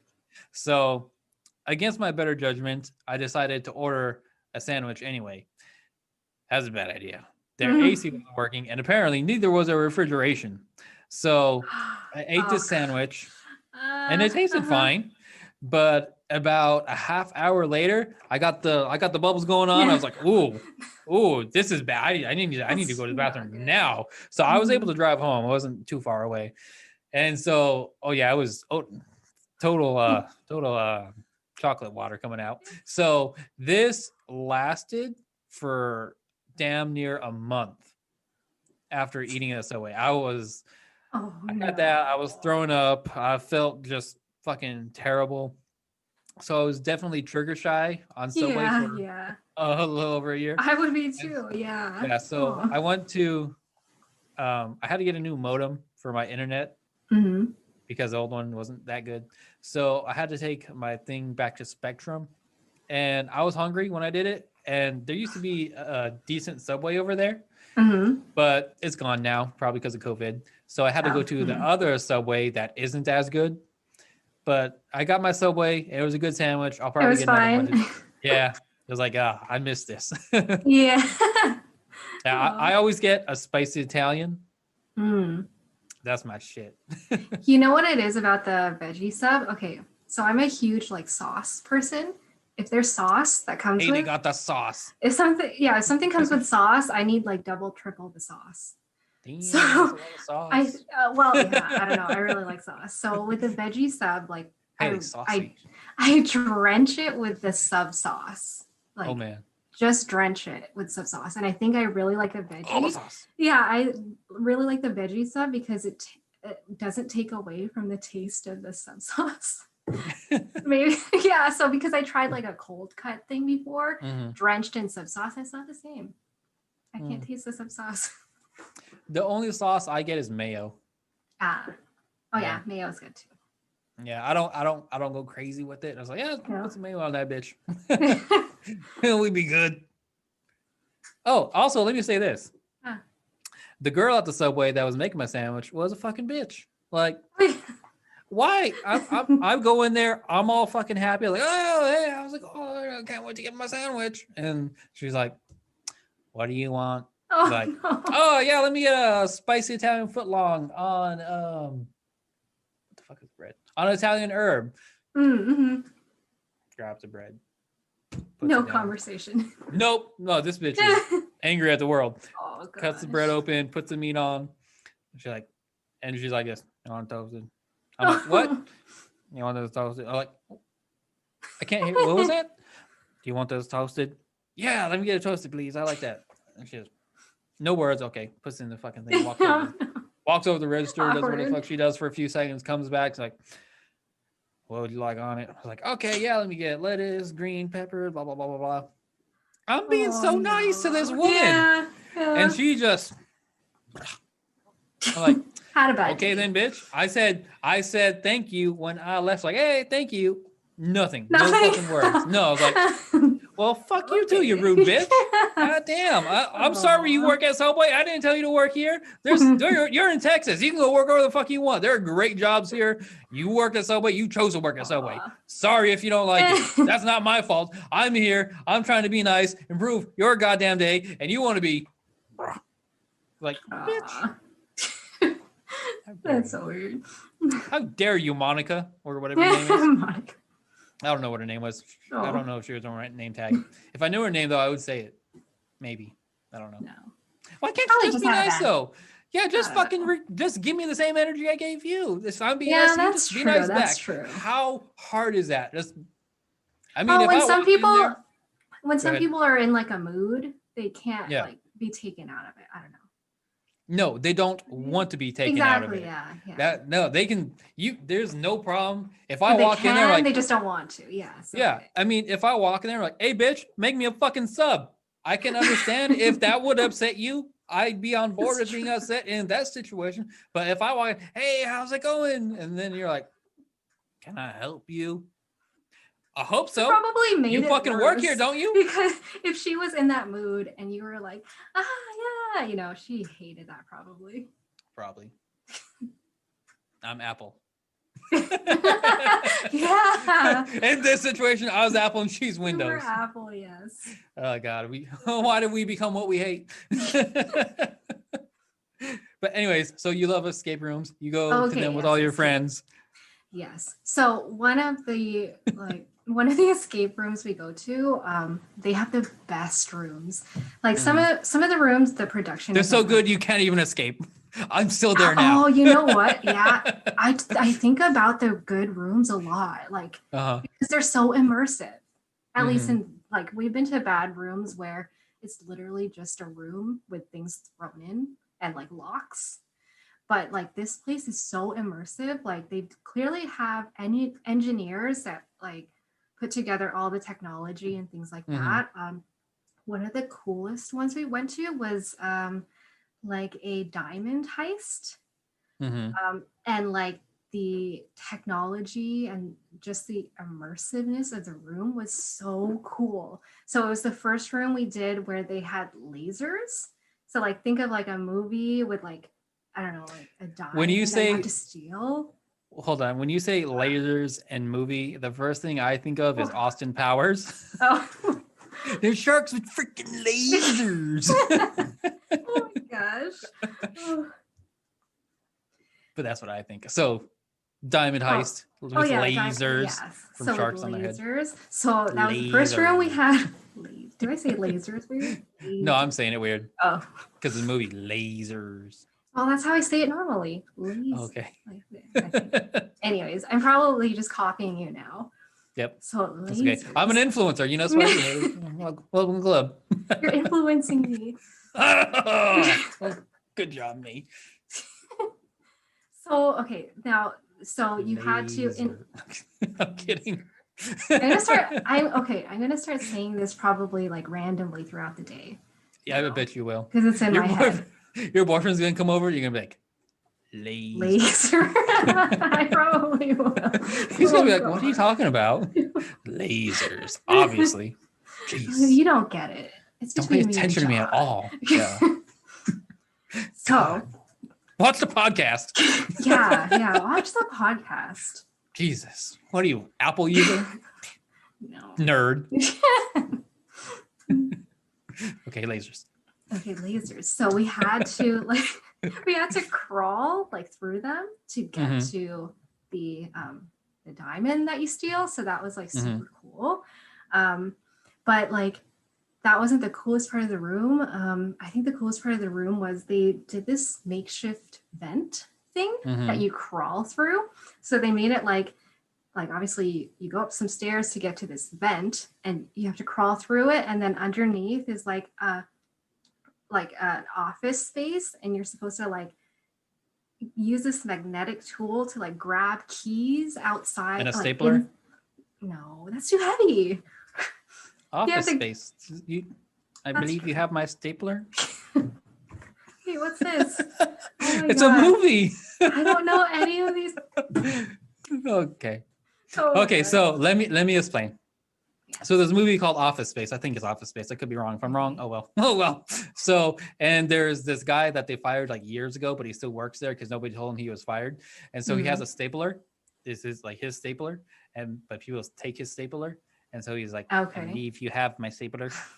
Okay. And so you said there's the Office Space, and they have a magnet. You have to pick up things like a stapler. See, I didn't get that. Oh, it's okay. My mind works in curious ways. So, stapler is too heavy to grab. Oh my God, Nessie! Now that makes no sense. Oh, welcome to my mind. Enjoy your stay. God. So anyway, so you had to grab things with the magnet. To grab keys and stuff, and I don't know. It was just so cool, like how they come up with all these ideas to make these escape rooms, and make it like super immersive.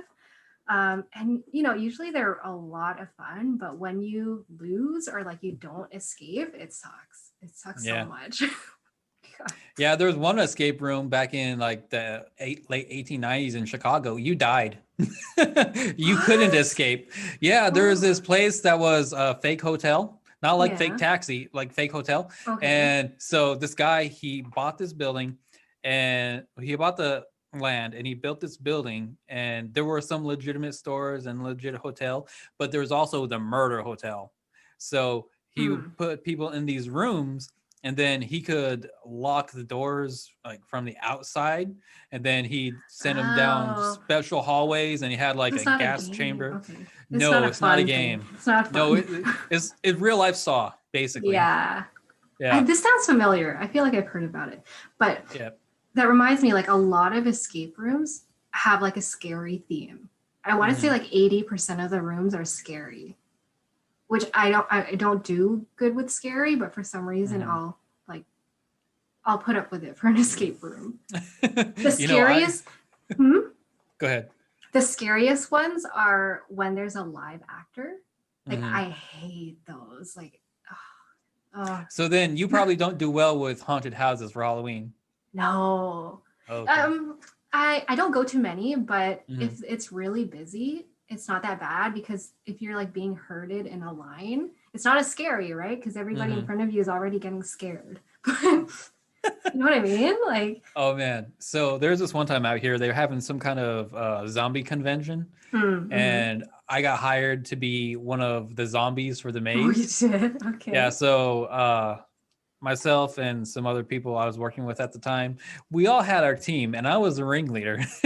So I devised a plan for our part of this maze. I was like, okay, so what's going to happen when they come out? What you're going to do, you're going to jump out and scare them like you normally do. But you're going to run somewhere. And so they're going to be like, oh, what happened over there? And so while they're looking that way, they're going to be next to the window, but they're going to be looking that way. And then I'm going to be next to the window. Since they're looking that way, I'm going to pop out from the window from behind and go, blah. And then you're like, oh. And then when I scare them, you're going to push down this tire. And then we're like, ah, again, they're going to have to go around that way, but I'm going to run somewhere else.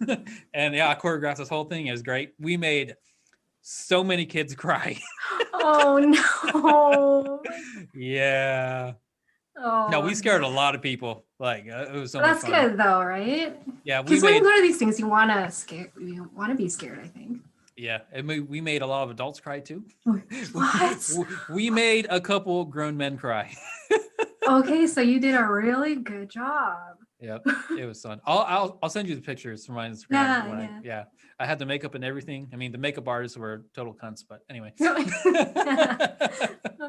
Yeah, I mean, they were not friendly. So really, it was the second day, and I went to sit down for the makeup, being my fucking happy self. And I was like, all right, doc, fuck me up. And then she's all, I'll do what I want to do. I was like, what? Okay, I'm trying to be fun here. I guess fun is illegal in this fucking hellhole. But yeah, scrap fun times. Twitch. Oh, okay, wait. Back to escape rooms. Okay. I want to say like how crazy obsessed I am with it. So they completely shut down because of COVID, right? Obviously you can't like be locked in a room. You can't escape COVID. Yeah. So they completely like closed them down. I actually don't even know if they're going to be a thing after COVID. We'll see. Oh yeah, everything will come back to normal. Yeah, I guess so. Yeah. But anyways, I like when they shut them down, I was like craving escape rooms so much. I guess because I like puzzles and stuff like that. So I would go and do like online escape rooms. Like I'd Google like escape rooms, games online, and I would just like sit for hours doing these like online escape rooms. It was a lot of fun. Yeah, I mean, if you, this is not something I would do, but. Oh my god, I loved it. Like I don't know, figuring out puzzles. It's fun to me. Do you own a Rubik's Cube? I don't have one here, but I used to. I don't know how to do it. I could do like one side. That's it. I don't know how to do it at all. My best friend Ryan, he is really good at Rubik's Cubes. He's like, there's a method to it, I think. I just never wanted to learn the method. Yeah, he studied the method to it. And I was like, wow, dude, that's really cool. Good job.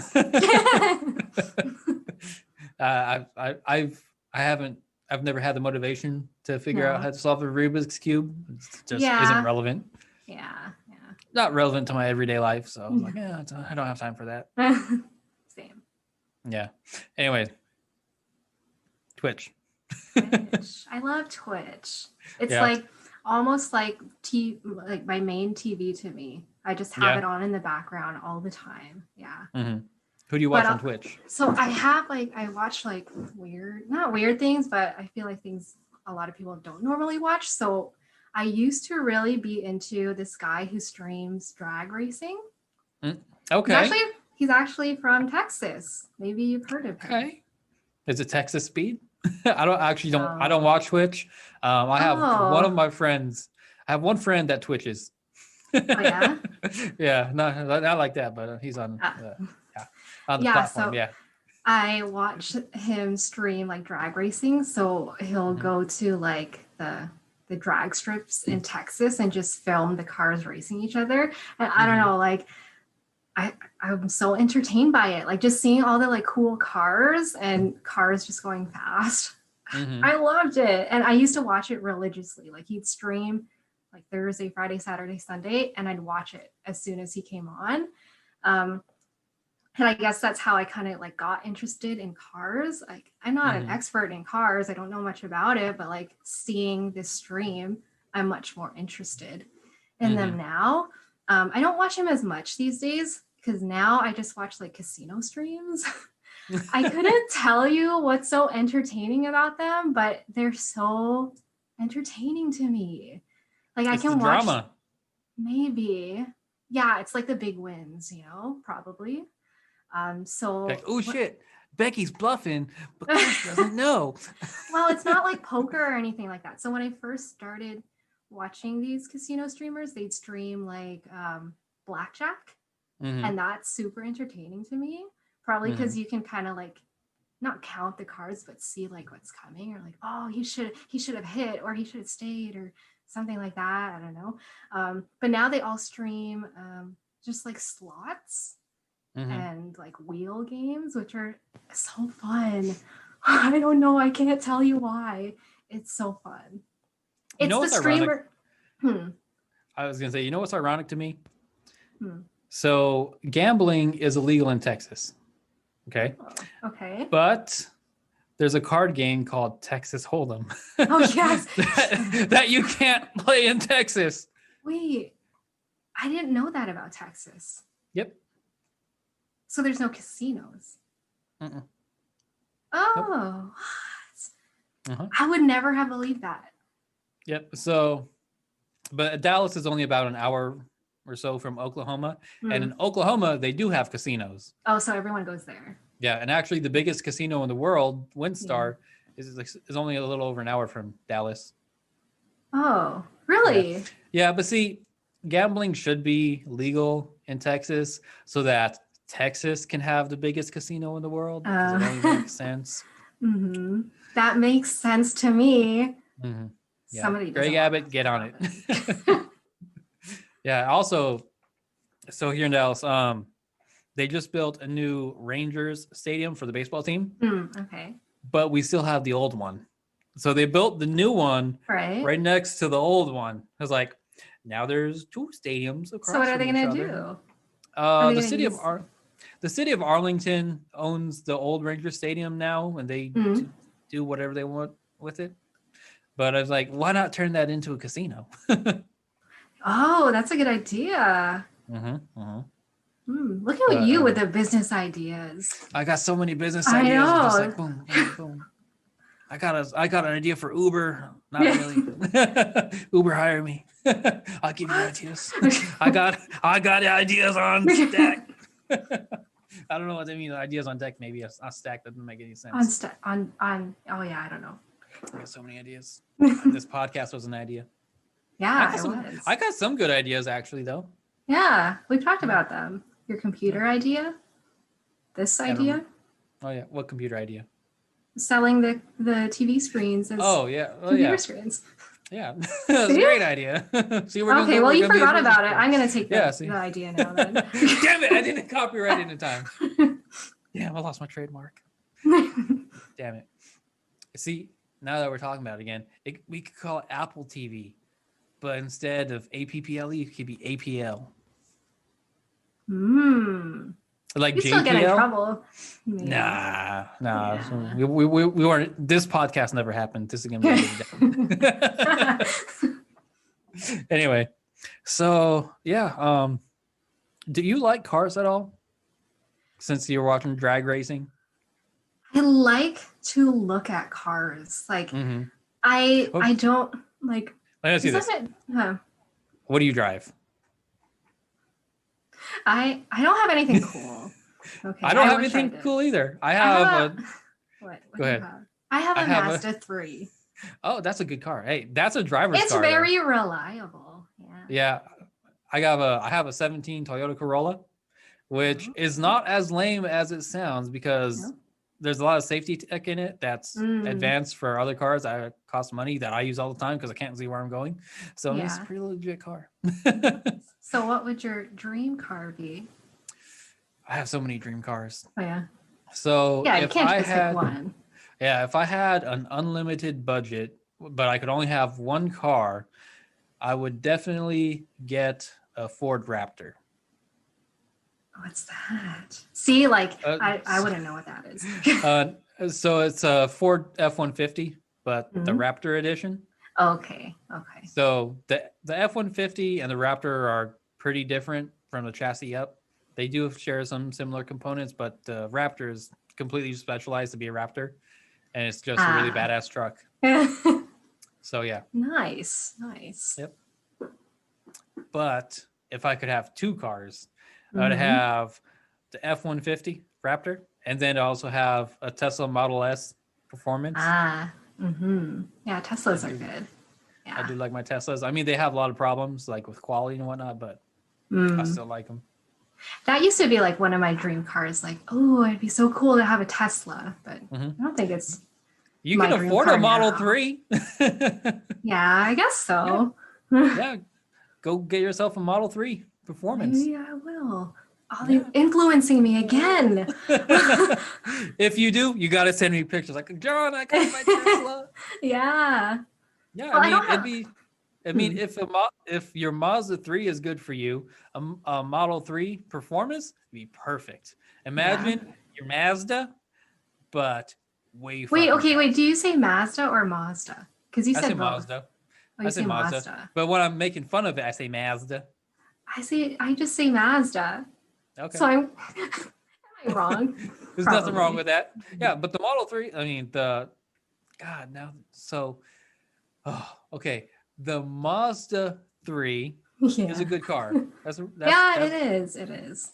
It's a very, very, so the Mazdas are known to be driver's cars. So if you like the whole thrill of driving, you get a Mazda because they're set up for that. Whereas Toyota is known for, reliability. So they're not fun cars per se, but they'll run forever.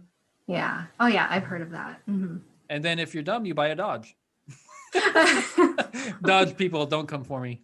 Oh gosh. We're going to have Apple people coming for us. Now Dodge people. Yeah. The whole Fiat Chrysler group is going to come for me. Yeah. So Dodge isn't actually Dodge. Dodge is owned by Fiat Chrysler.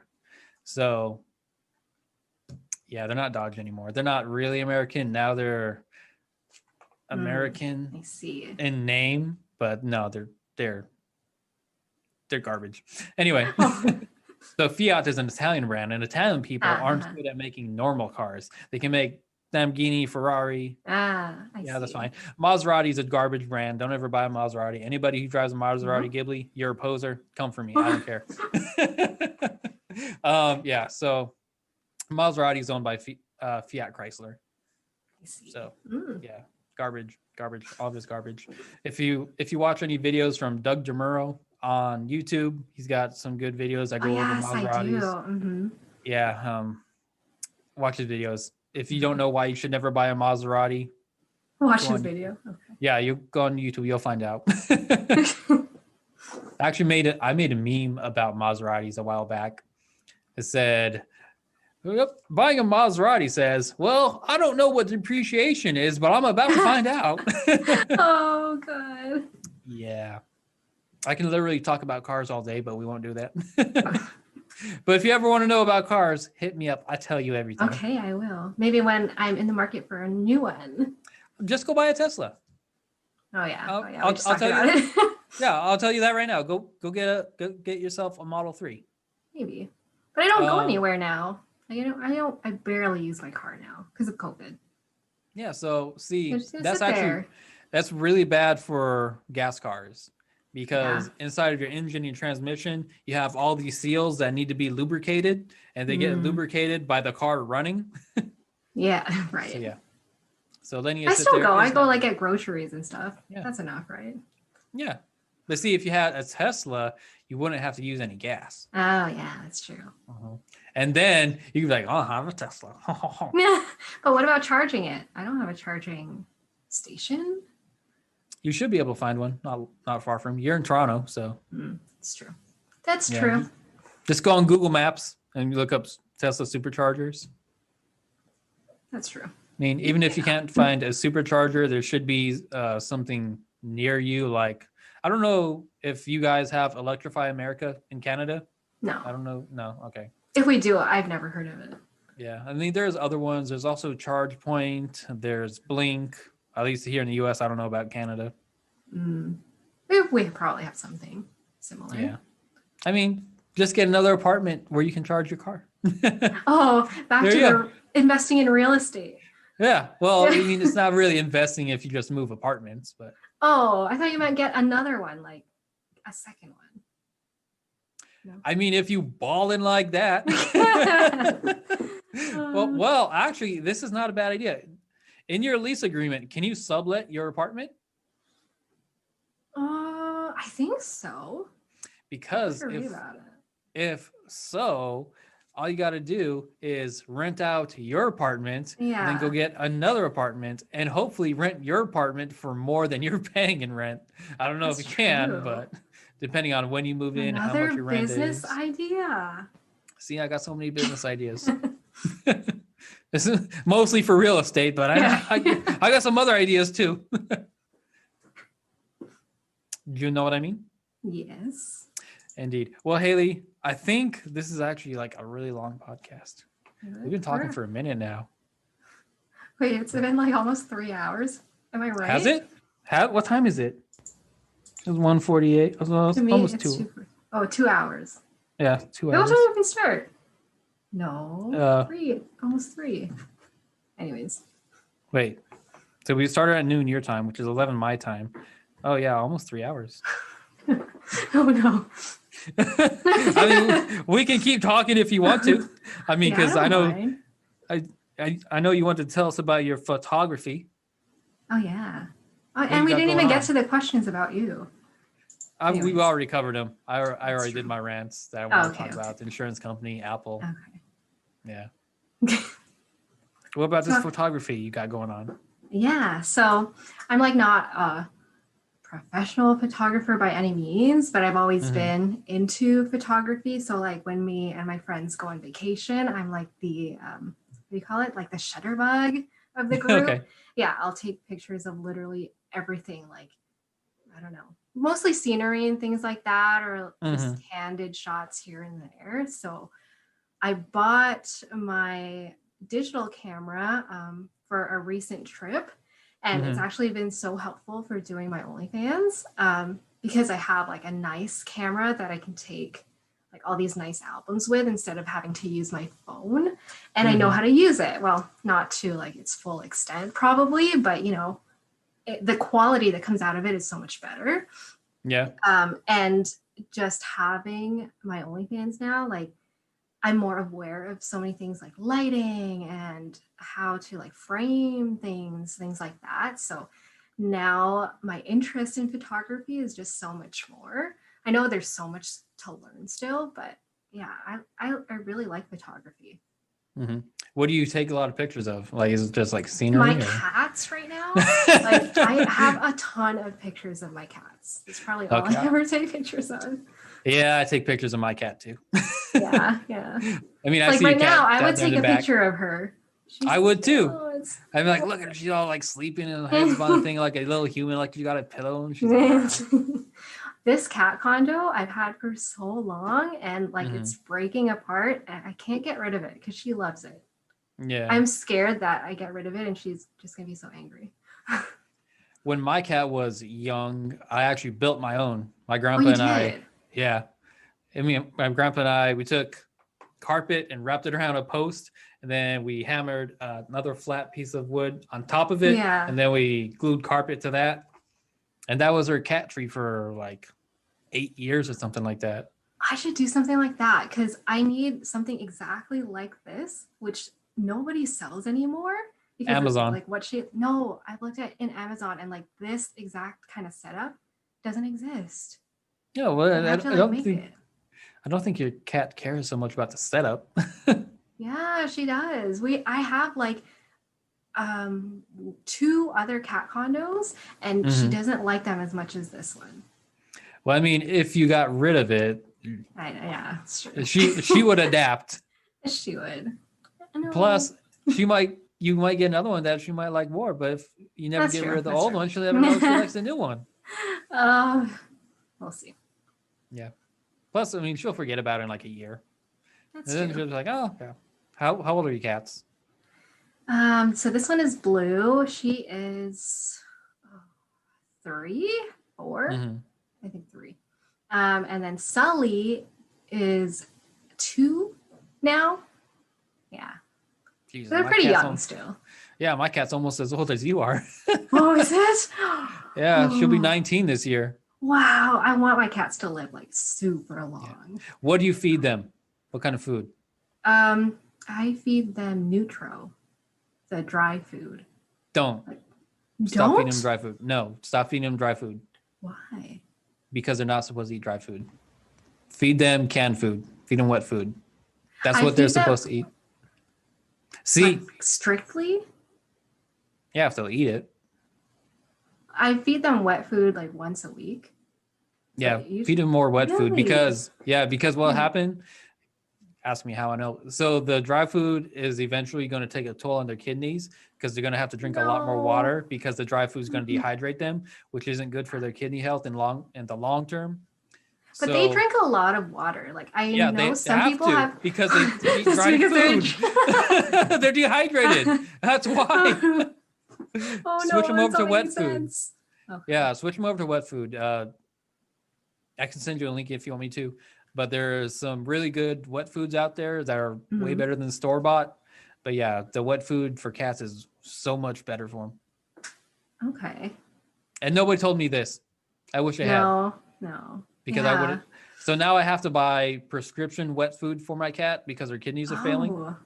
And it's really expensive. Oh, that's so sad. Yeah. Yeah, I have to go back buy some today. So a week's worth of wet food for her kidney food is about $24 a week. I guess that's not is that bad?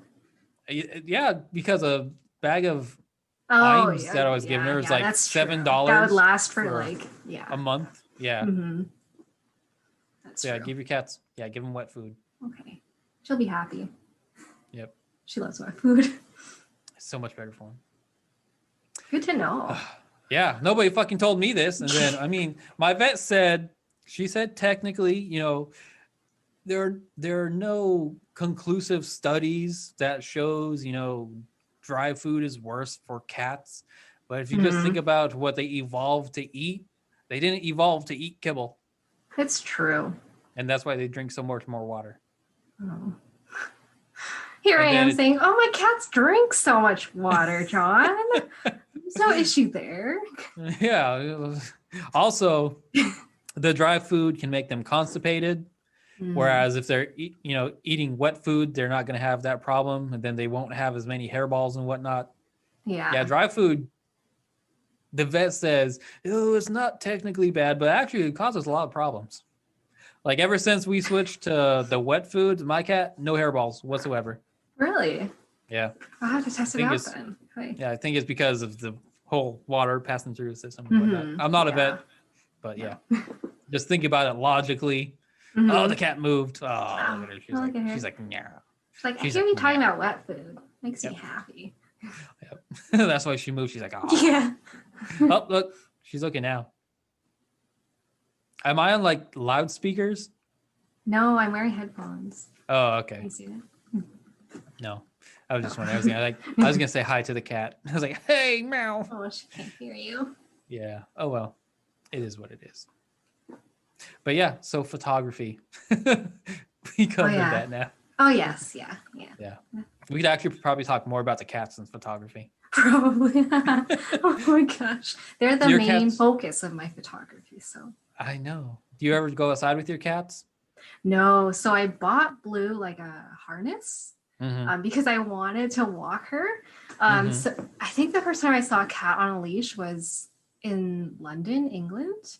I was there for a trip with friends and we saw this girl walking her cat like in downtown London. I was like, that's so cool. And so I bought her a leash, but she hates it. Yeah, my cat used to be an indoor-outdoor cat before we moved. And so she's been indoor for quite a few years now. But I also bought her a harness and a leash. Yeah. So I'll take her outside and she doesn't really do much. She'll go outside, she'll just sniff around. She doesn't walk around like a dog would. Right. She just goes outside, like, look at all this stuff. Let me smell this bush for the next 20 minutes straight.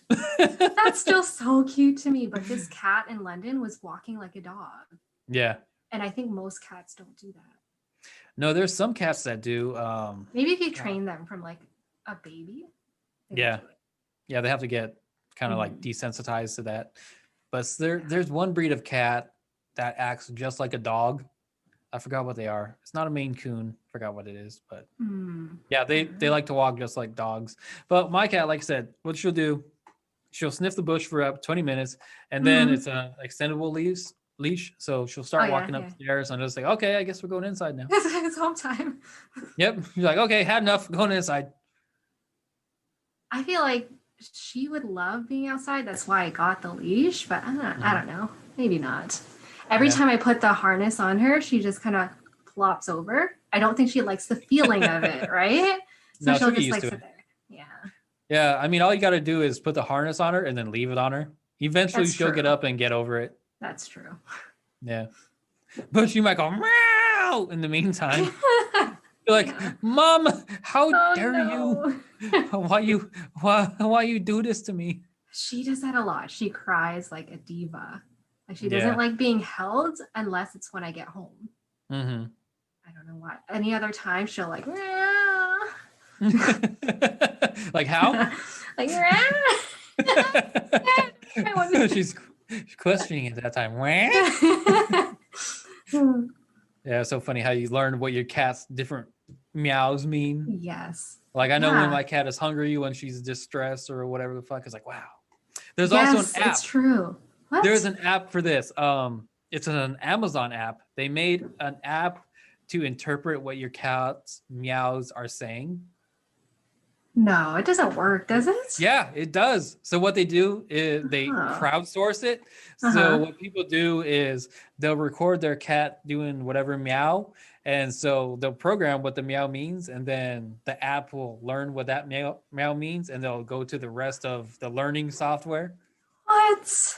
Yeah. That's interesting. Oh, let me see if I still have my phone. I remember the first time I messed with it. So I walked up to my cat and she meowed and I had a recording. And my phone said, hello. I was like, what the fuck? How does it know? I wonder if I still have it on here. I don't know. I can't find it. Let me see. So what did it say? Did it say she was hungry? And was it right? Well, it was right with a hello. And then there was another one that's a different meow. So I was petting her and she meowed while I was petting her. And then the phone said, I love you. I was like, what the? Wait, but how do they know? How do they know that's what it actually means? I have no idea. Because they're Amazon and they have a whole bunch of really smart people working for them. And these smart people have cats. And they're like, oh, I'm going to program something so that cats can talk to us. And then they'll sit at their computer like, I imagine in my head, that's how it happens. Yeah. I might be wrong. Probably not, but. That'd be a cool app. Maybe I'll try that. Yeah, I'll have but I know what they're saying to me. I think. Yeah, but still, when the phone says it, it's like, oh, that's true. That's true. Yeah. See, what they need is the app to respond back. Oh, that'd be cool. So that you can tell your cat you love you in cat. A cat can be like, oh. Well, they understand. Yeah, cats' brains are more similar to humans and dogs. So did you see that study where cats know when you're talking to them and they recognize their own name and whatnot? Isn't that why they meow in the first place? Yes. It's not like at each other. It's at humans. Right? Yep. Yeah. So they know their name when you call them. They just don't care. Yeah. Oh, I know that. Yeah.